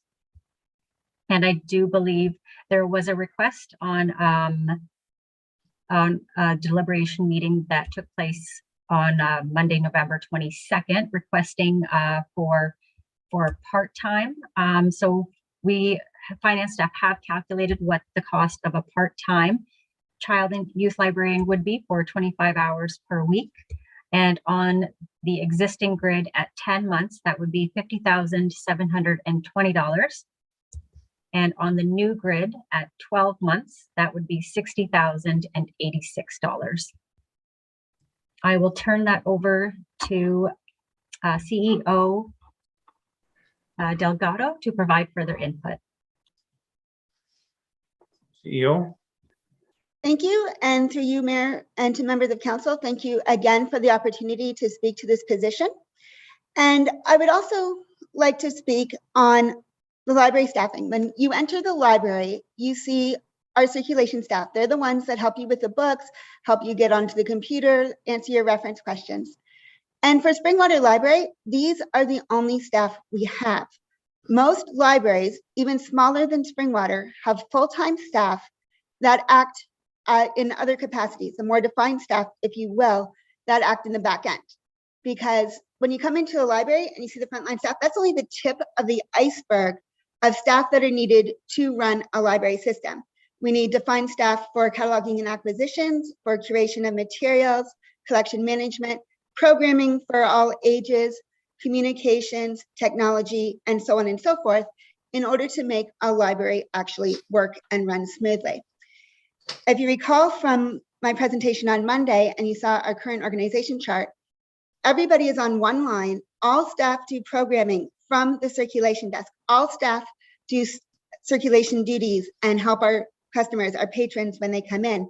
We do not have that defined staff behind, and we don't have that professional staff, which is what this request is hoping to help alleviate. So this is the third time we were asking, and I was asked to provide an update between the differences between a full-time children's librarian and a part-time children's librarian. So I have a sort of a sample schedule. A full-time children's librarian would be able to work 2 days a week at Midhurst, 2 days a week at Elmville, and 1 day doing programming at Minisink. If we put that down to part-time, it'd be more like 1 day a week at Midhurst, 1 day a week at Elmville, and half a day at Minisink. So we're missing out on building some of those relationships with the community because we aren't going to be spending as much time in the community. A lot of our core programs, story time, special after-school programs, some tech programs, etc., would still be available regardless of whether it's full-time or part-time. That is the whole point of this position, to provide some of these core programs to our residents. We would still have some outreach to schools, but we wouldn't have as much just because of the lack of hours of availability. One of the things we were really hoping to do with the full-time position was really reach out to the high school. We have relationships with them already, but if anybody knows teenagers, they're not going to come to you unless you also give them lots of food.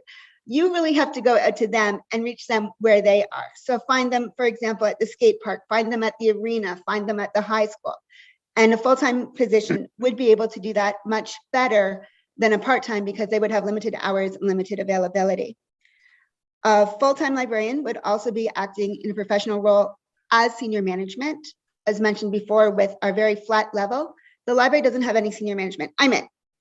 So I love it, but it would be nice to have some help and some assistance. And so the children's librarian, being a professional master degree librarian, has experience and has the skill set to help with these governance matters, to do more strategic priorities.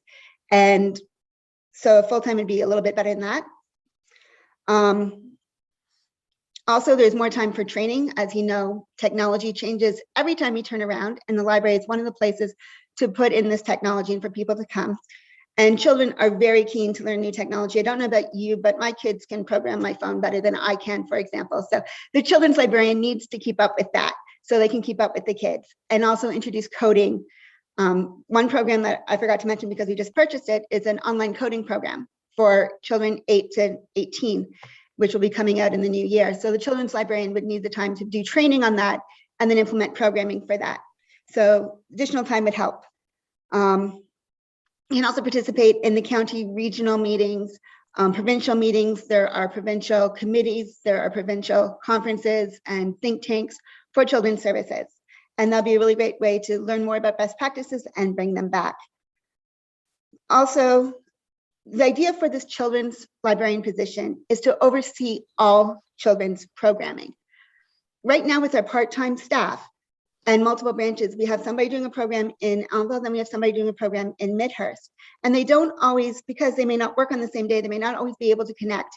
And I don't know about you, but using email all the time for this communications is somewhat limited. So having this children's librarian, that they would oversee this. So they would be planning the programs and implementing the programs, and therefore better able to not have the duplication, have better communication. So everybody in the system is on board with what is happening for our children's programming.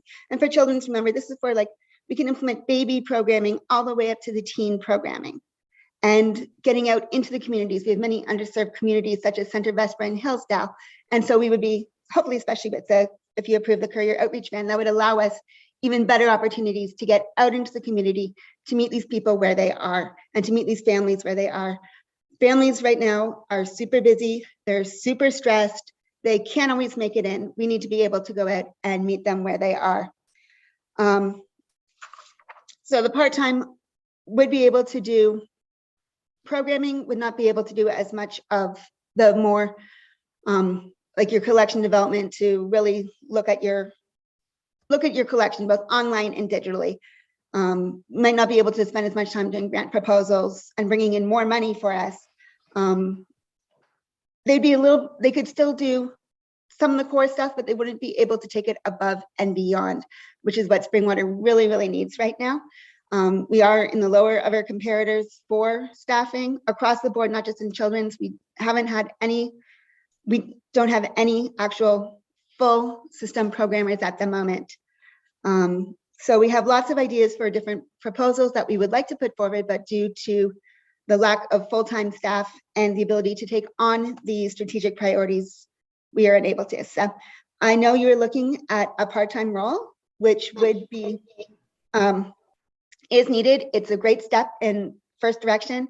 I do ask that you still consider the full-time if you are willing, but I will be happy to answer any further questions that you may have. Thank you, CEO. Can I have a mover and seconder to get this on the floor, please? Councillor Mott Chapman, Deputy Mayor Coughlin, comments, questions? Deputy Mayor Coughlin. Thank you, Marilyn. And I guess through you to council. I found it interesting during our regional review at the county level also that when we were doing a comparator, they were also bringing in youth centers and senior centers within the communities. And while this is a huge change and a huge impact to the tax base, I am mindful that our libraries are also our youth centers and our senior centers. So on the social networking level, on what it offers to our residents, I think often when we try and compare libraries to libraries, we often forget that some of those municipalities also have additional youth centers and senior centers that have programming already in it. At the very least, I would like to see council move forward with the part-time position. Like you said, this is the third time now, I think, that it has been brought forward to council. I see it being much needed. I think that this is a great initiative. I also can see it being a stepping stone. And as CEO Delgado brought forward, one day a week in each of our libraries, I think that is a great way for us to take that step forward. If having a full-time is not palatable to council, I do see that still providing a great service to the residents. Thank you. Councillor Mott Chapman. Thank you, Mayor Allen. Through you to CEO Delgado. I want to thank you for your explanation on the part-time, because I believe I was part of that one who asked for that. I do think it's well needed, as Deputy Mayor said, and that brought some light to our decision with the youth and the senior areas. So I am supportive of this. I just haven't decided part-time or full-time yet. Thank you. Councillor Moore. Thank you, Mayor Allen. Through you to the CEO. With the labor shortage, the way it is these days, everybody's acutely aware of where we're at. How difficult do you think this will be to fill as a part-time versus a full-time position? What does your research say? CEO. This, through you, Mr. Mayor, to Councillor Moore, it is more difficult to fill library positions at part-time. I can't remember the exact term, but there is a term for part-time versus full-time. And unfortunately, many libraries do ask for part-time because they don't have the funding for full-time. And as soon as a full-time position comes up, we lose staff. We've actually already lost one of our staff in 2021 due to her leaving for a full-time position from the part-time. Other comments, questions? Okay, so it depends whether we go part-time, full-time, or not at all. So is anybody willing to put forward Councillor Moore? I'd like to put forward for the full-time position, please. Okay. We had a mover and a seconder, so that's basically the motion that's on the table. Do you have a comment, anybody? So the motion that, yes, Councillor Cabral. There we go. Thank you, Mayor Allen. And I do appreciate comments from councillors. I'd love to support it wholly, but I think at this stage I can only support part-time, so I'm just letting it be known. So we have a motion on the floor. Are you proposing an amendment to that motion then, Councillor Cabral? No, Mayor Allen, I don't think that would be appropriate, putting Councillor Moore in that position. I don't see it as a friendly amendment. Okay. Clerk Ainsworth? Thank you, Mayor Allen. It would not be a friendly amendment. If a member of council wanted to see this position move forward as on a part-time basis as opposed to a full-time basis, they would propose an amendment that would need to be duly moved and seconded and then voted on. If that vote carries, then the main motion would be amended to it being a part-time position for approval. If the amendment would be defeated, then the main motion would stand as a full-time position. That's basically what I was just saying, whether Councillor Cabral wanted to put forward an amendment. So I Councillor Cabral? apologize. Yeah, I apologize, Mayor Allen. I thought actually that Councillor Moore had actually proposed an amendment to the main motion. No, Then it's the main motion that is standing now. She just expressed support for that. Okay, thank you. Then in that case, I would propose that the motion be changed to the part-time position.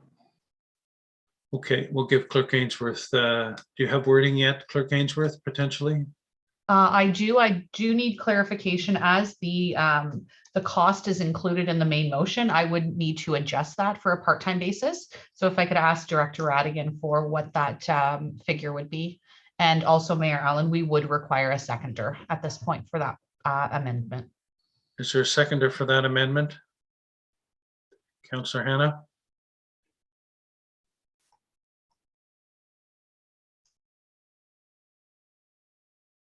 So Director Radigan, are you feeding that information? Okay, thank you.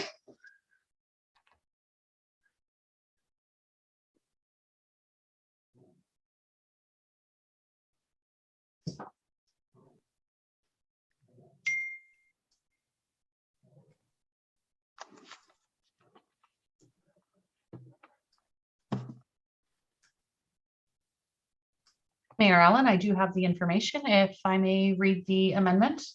Please do. That the motion now before council be amended as follows: to replace the figure of $66,032 with $50,720, and then add to the motion, and that the position be approved as on a permanent part-time basis.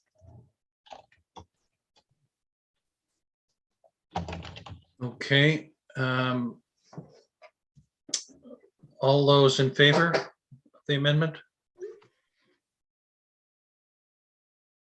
Opposed? That is defeated.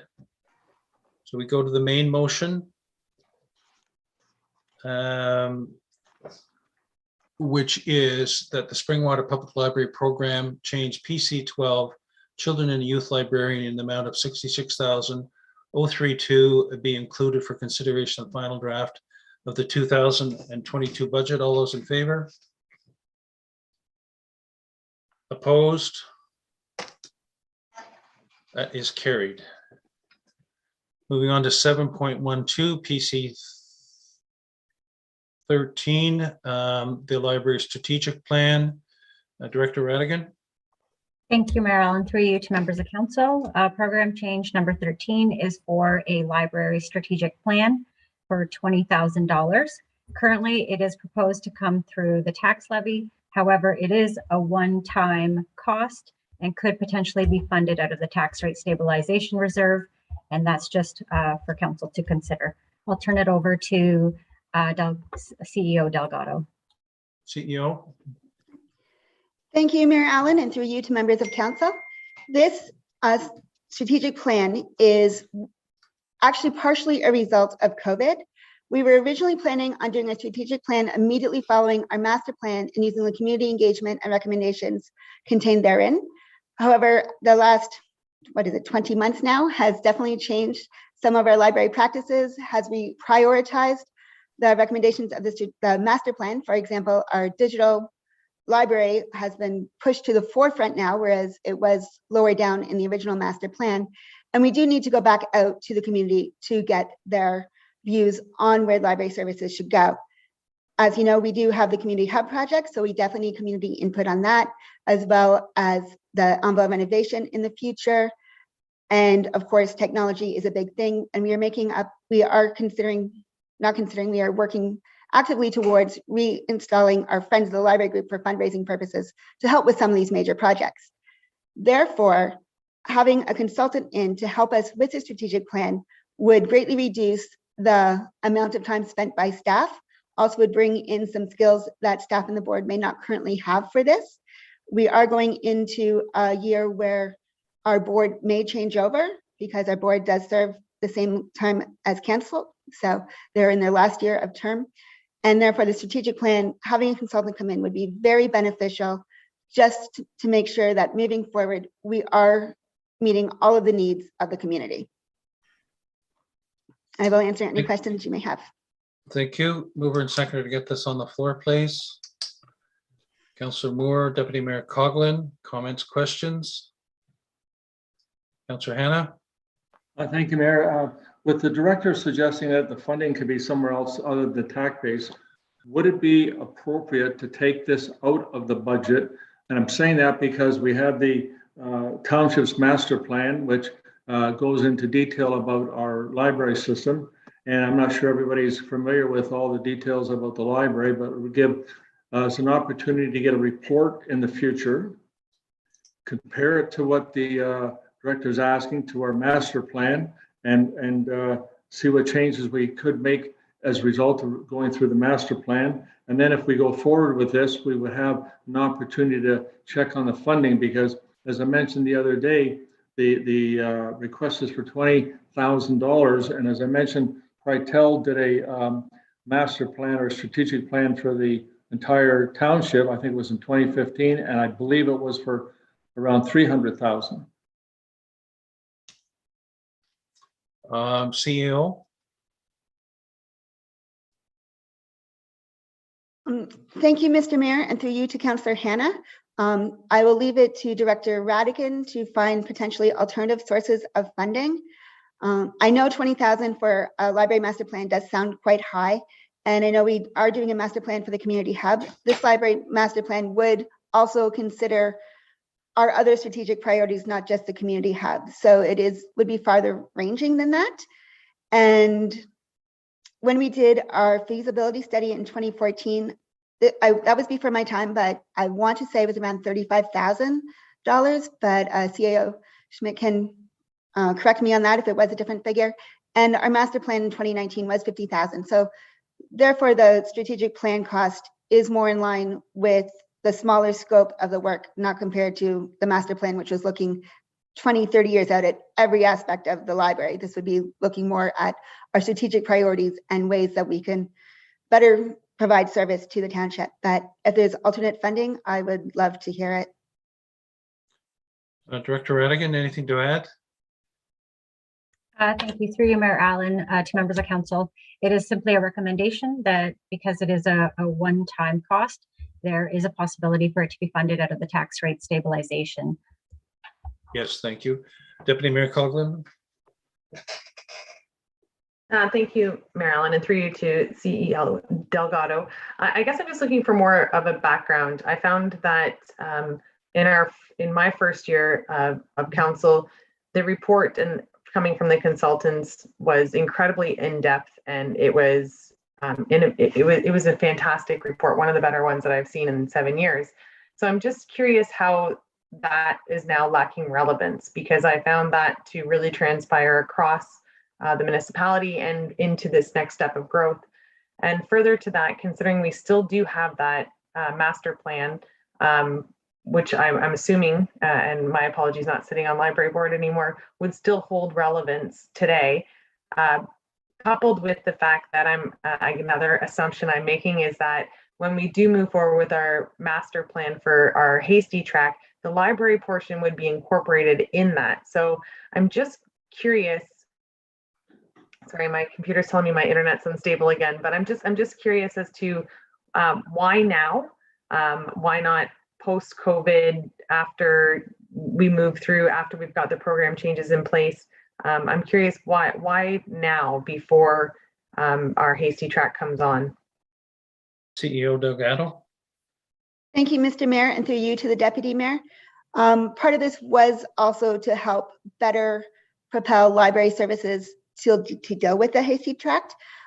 We have that program change that was just passed. Thank you very much for the children and youth, but more staffing will be needed for the community hub, for example. So it'd be better, I mean, I know what I think is needed, but it'd be better to have a consultant who can actually compare us to other libraries that are going through this growth. And they have a better basis for understanding what the library would need. So bringing in that outside eye to help guide us. It was just, there's so many changes coming up, partially because of COVID. And then we did have that master plan, but COVID completely upended it. So we did make sort of an operational strategic plan to take us from March 2021 to March 2022, for example. But it's more looking at what we need to do right now in order to deal with COVID and to better position library staff, the library board, moving forward, what is needed right now. That did not take any feedback from our residents, whereas for the master plan we did, but needs have changed. We know that higher dependence now on digital. We know there's a lot of growth coming in. So looking at all of these different matters is why we're actually asking for a full-on 5-year strategic plan. There's a lot of changes coming up, both in the township and in the library world. It would be tied in with council's priorities.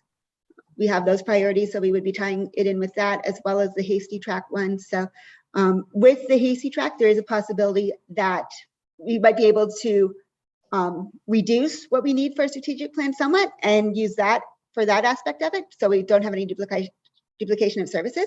So we could potentially reduce it somewhat and just co-align and use that as part of our strategic plan. But I would hesitate to put this all on staff and the board, just because we don't have enough expertise and we don't have the ability to go out and look at these other library systems and give the best idea. Okay, other comments? Follow on? Sorry, thank you, Marilyn. Just a follow on. As at the same time, I guess in our first couple of years of council, we had a recreation master plan, fire master plan, library master plan, and the other master plans are holding true, and we still as a council reference and use those as guiding documents. So if you could just elaborate again as to how the library feels that the library master plan needs to be updated now, considering we are going to be moving forward again with hasty track. So I'm just having issue with the timing of it. If you could help alleviate that, please. CEO. Thank you, through you, Mr. Mayor, to the Deputy Mayor. We aren't updating the master plan. The master plan, I don't even remember how many recommendations. It has something like 50 or 60 recommendations in it that go out over 30 years. So what the strategic plan is to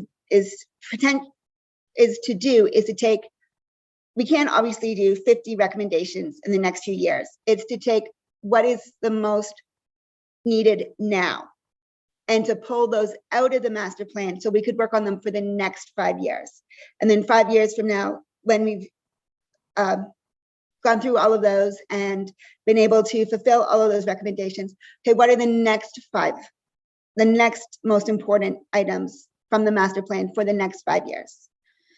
And like I said, we were planning on doing this in March 2020. We'd had several board meetings about it. We were planning like, okay, we were all ready to go. And then of course, as of March 13th, 2020, we closed the library branches down for several months with nobody going in them. So that just really upended everything we did. And so it's not to update, it's just more to take a closer look and pull those out so we can get our most important strategic priorities for the next 5 years. So we're not trying to do all 50 all at once. Other comments? Councillor Hannah? Thank you. And again, just to repeat the observation I was making earlier, if the funding is coming from something other than our tax base, I think we could remove this from the budget. That's not the same we wouldn't consider it in the future and give the Director Delgado to an opportunity to generate a report, and we give everybody a chance to go back and review the library master plan and see how the master plan still compares to what we're going to be doing going forward, rather than redo a second strategic plan.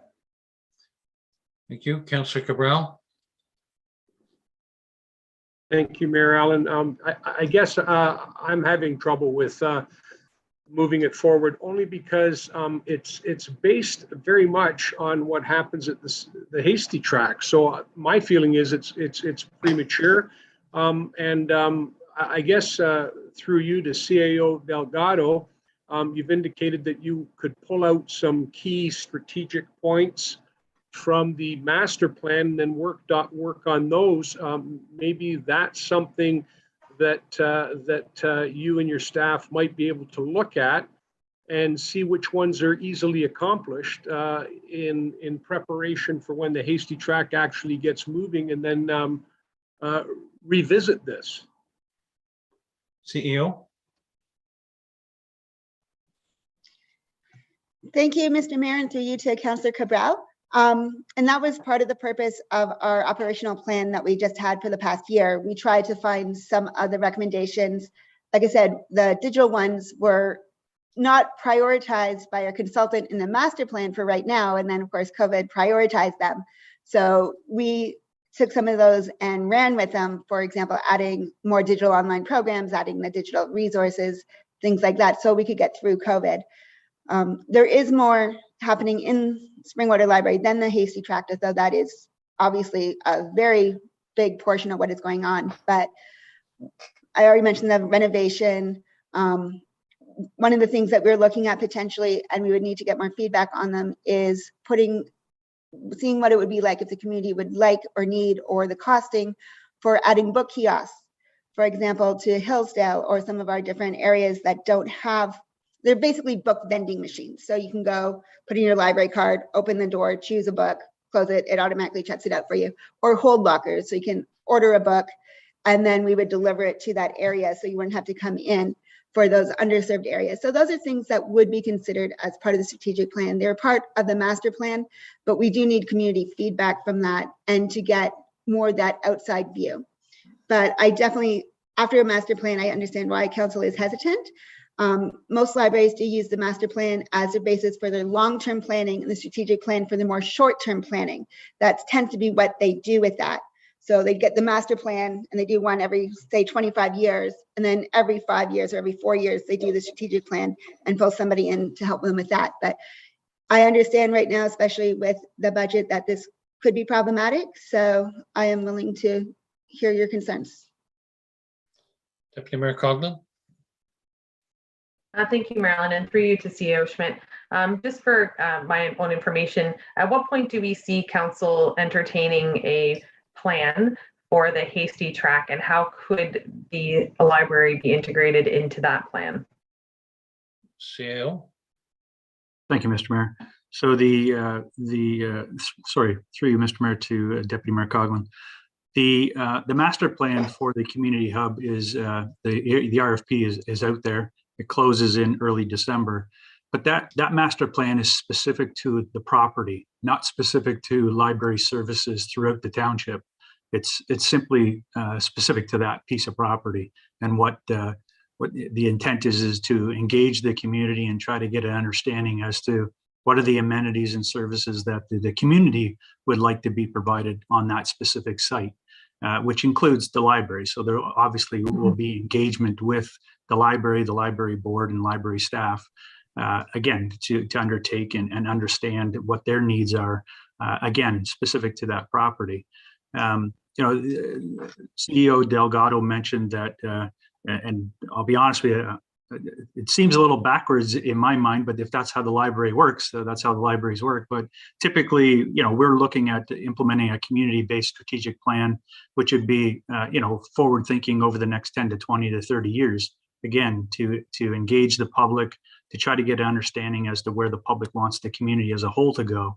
And then from that, we would parse it out, and each term of council, we'd be looking at trying to achieve different initiatives each term of council with the intent of ultimately still achieving the objective or the vision of that overall strategic plan, and eventually hopefully get to that vision in the 10, 20, 30-year timeframe, whatever we decide. So, we're not, the master plan for us is specific to the property, not to the service. So it's somewhat, in my mind, reverse, if you will, of what's being proposed from the library perspective.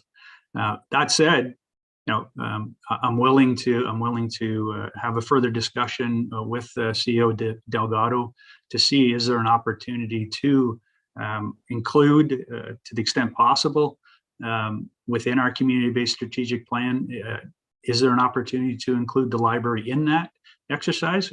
We can definitely try to walk that path. It may mean that our RFP, the results of that may have to be, the funds may have to be increased, which we won't know until we go out for RFP. But there is that opportunity. Right now, though, like I said, the master plan for the community hub, though, is again specific to that property, and the library will be included, just not township wide, if you will. Follow on, Deputy Mayor. Thank you. Yes, thank you, Marilyn. And last comment on that. I do see our library at the Hasty Track becoming the hub with for the spokes in Elmvale and Minising. And I do think that I am hopeful that there is an opportunity for us to be inclusive of the community outreach that you're speaking of during this. So as much as I am a library supporter at this time, I won't be able to support this initiative because I do think the timing of it isn't optimal for our residents. Yeah. Other comments? I have to concur with that position. In my opinion, we had the master plan. The board, it was incumbent on the board, and I'm sure they have prioritized some of the recommendations, many recommendations of that, and are continuing to do so.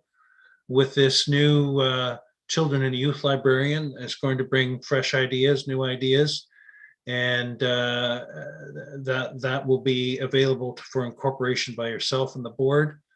And what was just discussed about the master plan for the Hasty Tracks, all of that combined makes me conclude, in my opinion, that spending this money to update the strategic plan is just premature, and we can accomplish a lot just by doing what I've just discussed. So that's my thought on it. Okay, if there's no other comment, I will go ahead and read the motion, which is that the Springwater Library Program, Library Program Change PC 13 Library Strategic Plan in the amount of $20,000 be included for consideration in the final draft of the 2022 budget. All those in favor? Opposed? That is defeated. Thank you very much, CEO Delgado. Thank you. Okay, been through a lot. That's very good, council. I thought very good discussion. Okay, can I have a mover and seconder to recess the meeting until December 15th? Councillor Hannah, go ahead. Thank you, Mayor. I'd like to make a motion before we recess, please. Go ahead. And I just questioned if I could first to Director Radigan. Just to confirm what you said earlier, I don't sure I heard it correctly. You said the township's current property tax portion is 3.8 or 4.8? Well, it would have adjusted because of what we just discussed since then, but go ahead, Director Radigan. Thank you, through you, Mayor Allen, to Councillor Hannah. You are correct. It has been adjusted as a result of Program Change 12 also being approved. So currently, the township Springwater portion is 4.21%. And the blended increase is 2.69%. Thank you. So basically, if I just read the motion, and I'm sure we can debate it, but that council direct staff to review the draft 2022 budget township and present a final budget for approval with a maximum property tax blended increase of 3%. I'm sorry, I forgot my notes here. 2%. Blended increase of 2%. Thank you. Is there a seconder for that? Councillor Ritchie? Councillor Cabral? Thank you, Mary Ellen. I am going to ask if it's possible to take that figure and include the new grid fees so that we can see what the realistic figure might be if the compensation review package goes through as originally drafted. Okay, Director Radigan? Thank you, Mayor Allen. Through you to Councillor Cabral, we could definitely do that. It's not something I can. Are we proposing to propose a 2% tonight, and we provide options tonight? Well, so you that takes a bit of calculation that we can't obviously do on the fly here. Yeah, I understand that, Mayor Allen. If you just let me think about this for just a second here, I guess what I'm trying to figure out is if down the road they come back with 2%, would that 2% include, or could we have an option that would show the 2% with the new salary grid included, I guess, is what I'm looking at. CAO Schmidt, do you have a comment? Thank you, Mr. Mayor. If what I'm hearing, Councillor Cabral, is that you're looking at having staff come back with Councillor Hanna's motion with a blended 2% that would include the new program changes as discussed tonight with the revised figures that would reflect the new grid costs as opposed to what's currently provided in the slide deck. Is that correct? Yes. Yes, that's correct. And it's just that, I mean, when we're going to come to that day where, you know, the compensation review package is going to be debated, and if it moves forward, that's what we will realistically be looking at as well. So that would be what I would like to see as well, if possible. Councillor Moore? Thank you, Mayor Allen. Further to that, then, what I'd like to see happen is the program changes that we've approved to go forward, if we can reach the 2% by taking the balance out of reserves so that we're not affecting the program changes that we've put forward already. Maybe options. Okay. Deputy Mayor Coughlin? Thank you, Mayor Allen, and concurring with Councillor Moore, I think that this exercise with council and staff has been great. I think that we've come to a progressive and responsible budget moving forward. I do think that Director Radigan has pointed out that over the years, whether it's due to decisions of council or COVID, our municipality is in a hole, and we do need to climb out of it. And it is our responsibility to make sure that we don't pass that problem on to tomorrow. I think that we need to deal with it today. It's been evident that we do have staffing issues that need to be addressed, and I'm excited about this budget and where it's going to take Springwater in this next year. So I'm in agreement that the program changes that have been put in place, I would like to see those move forward. And if there are other one-time funding sources that can come from a surplus or stabilization reserve, I would support that in order to alleviate some of the concern to residents. But I do believe that there is an appetite amongst residents that I'm hearing from, that our budget, the 0.69% through you, Mayor Allen, to Director Radigan, what does that equate to in just to put that on there?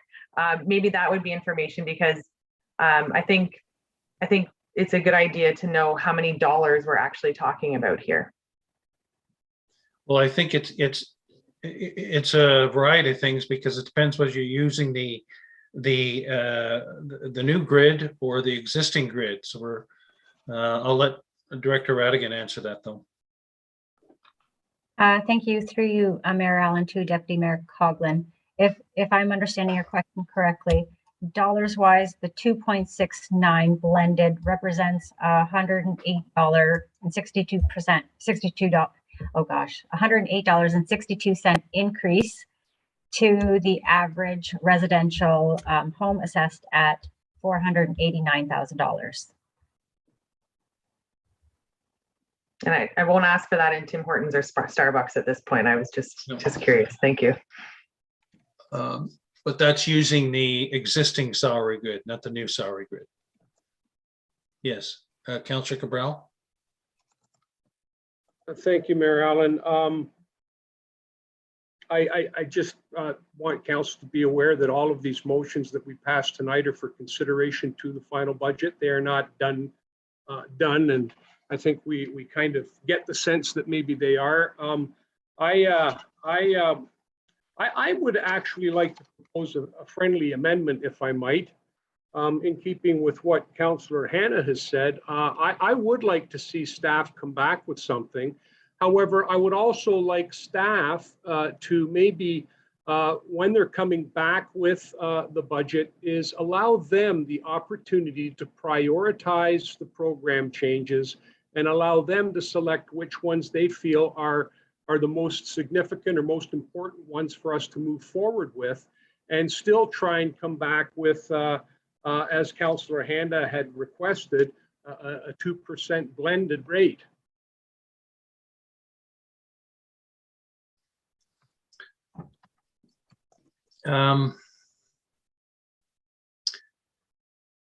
Card's going up a little bit. Okay, Councillor Mott Chapman. Thank you, Mayor Allen. I just wanted to also, with Deputy Mayor and Councillor Moore, to see if these program changes go through. As we just heard this afternoon, it's well needed. I do like the 2%, but I'm not sure if we'll get there with the program changes. So I just wanted to say I'm support with the program changes. Okay, Deputy Mayor Coughlin.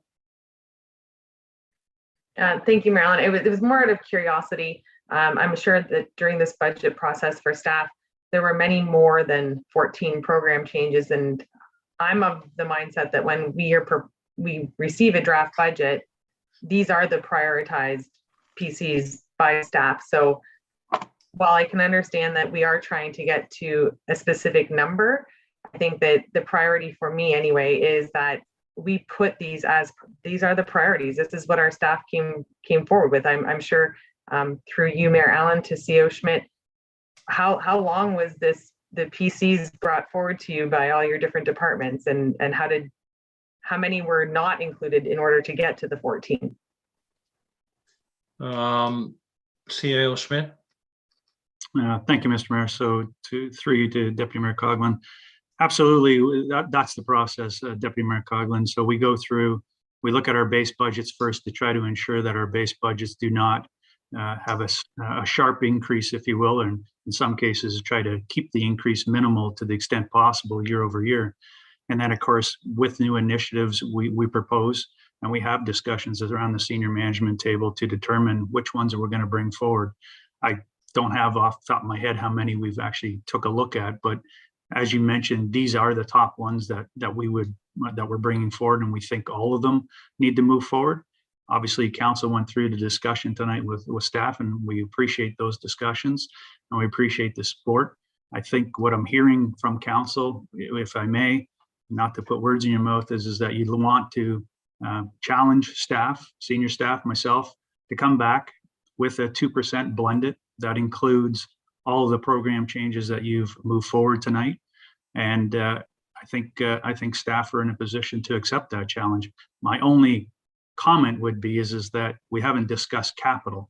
And so if you're going to make changes to capital, we don't know what those changes are. So we're willing to accept the challenge to come back with a blended 2% if that's what you wish.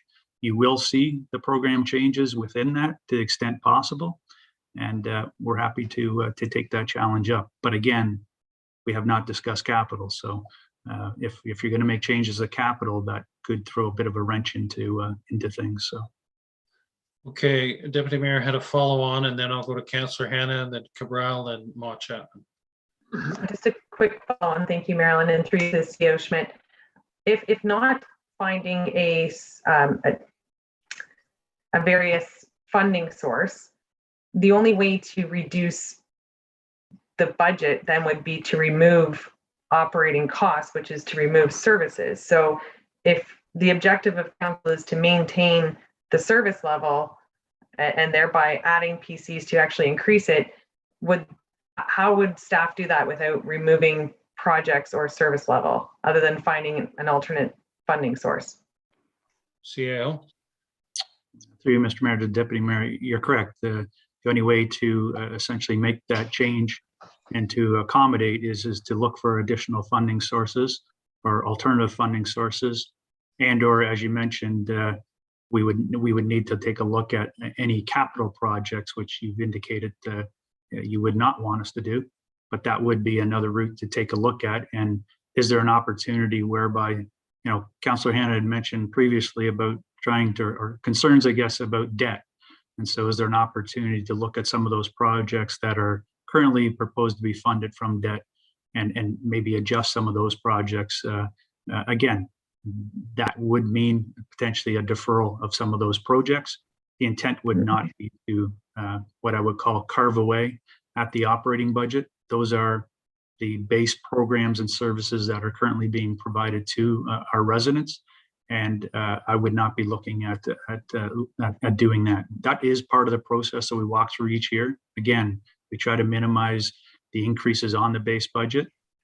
Obviously, this year we've had some challenges doing so. But again, that's the exercise we try to do. We try to start with what is the base that we need in order to continue to provide the programs and services that our residents are currently seeing. Councillor Hanna. Thank you, Mayor. I think that everybody is aware of what COVID's had, the impact on our residents, and I'm impressed by the CAO Schmidt's willingness to take a look to see, a second look at this draft budget to see if there's any wiggle room. So my motion was basically to get the discussion on the floor and alert staff to what we might be looking at when the final budget comes forward. Councillor Mott Chapman, then Councillor Cabral. Thank you, Mayor Allen. The next round, sorry, my dog's barking, is for the capital budget, right? So that's where councillors bring their wish list, for example, to that, and then the tax rate is also what gets moved from there. Am I correct? Clerk Ainsworth. Thank you. The schedule that is proposed moving forward is the capital budget to be discussed at the session on December 15th, which is from 3 to 6 p.m. The scheduled session for December 16th in the evening is for council requested amendments, additions, or deletions to the budget. And then final approval is scheduled for January 19th. Bolawan. Thank you, Mayor Allen. So with the December 16th decision, whatever we talk about then, could also change the blended tax rate. Am I correct? That possibility exists, yes. Yeah. Councillor Cabral. Thank you, Mayor Allen. And I certainly am impressed with CAO Schmidt's reference there. I thought he was going to say can't do it, but he came out and said that he would accept the challenge. And that bodes well for, I think, council as well. I know that, see, for me, I think what it is there's still unknowns out there that I can't quantify. We have the capital budget still coming up, and we have an opportunity to look at that. And I'm sitting here thinking, I'm asking staff to do the best they can to whittle it down, but I can tell you right now, I won't be coming and asking for any new stuff, in order to assist with that too. As a matter of fact, I think folks have known me to be, sometimes I kind of look at things and say, maybe we should take this out. But the other issue too, I guess. My apologies, Councillor Cabral, could you repeat yourself? I'm sorry, I missed the last little bit that you said, and I am interested in what you had to say. My apologies for interrupting, but if you could just repeat yourself. No worries, I can't repeat it all because I can't remember it.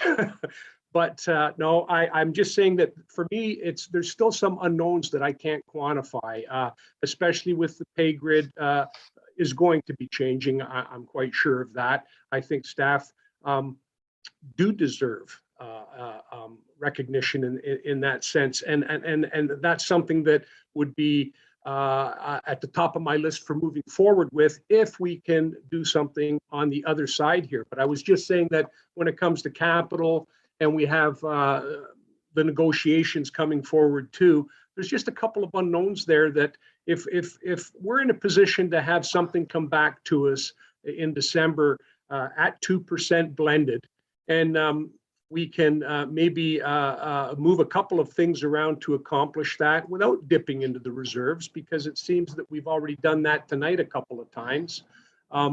I would very much like to see that possibly happen, and then council would at least have an opportunity at that time to say yay or nay to it and go with the status quo, or take the route where we can do something for the taxpayers once again this year, and see if we can move forward that way. I think that maybe the DC charges coming up, maybe we're a little bit low on those.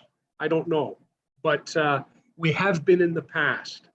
So I'm wondering if that might be something that can take us through as well. So that's just my comments, but I do appreciate CAO Schmidt saying that he's prepared to rise to the challenge. Deputy Mayor Coughlin.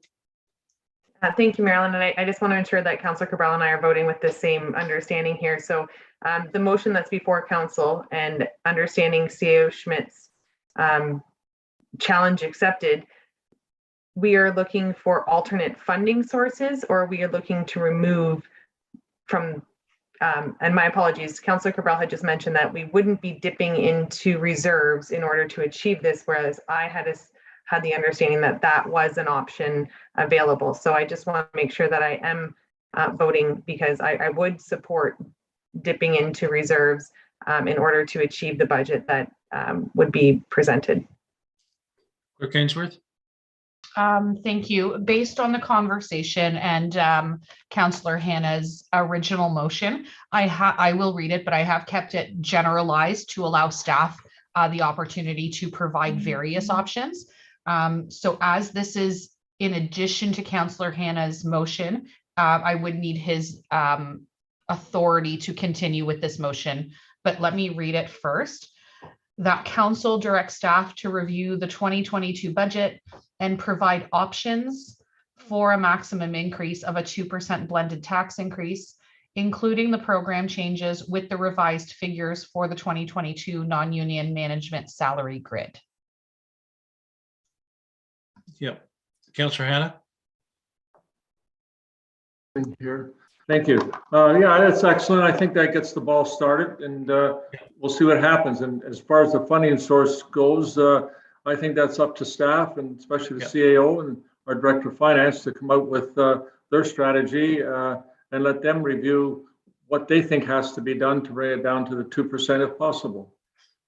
And Director Radigan and CAO Schmidt, is that directive enough, clear enough for proceeding? Yeah, they're shaking their heads, yes. Okay, I think we're ready to vote on that then.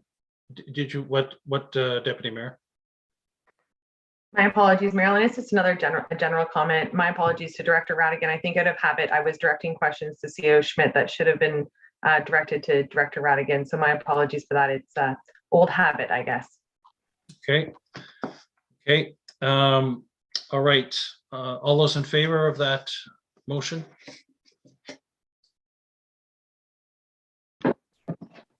Opposed? That is carried. Okay. So can I have a mover and seconder to recess this meeting until December 15th? Councillor Moore and Councillor Maude Chapman, that the special meeting of the Township of Springwater does now recess at 7:53 p.m. to resume again on December 15th, 2021 at 3 p.m. All those in favor? That is carried. Thank you. Have a good vacation, Councillor Hannah. Yes, great. How'd you know I was going on vacation? I'm going to the hospital.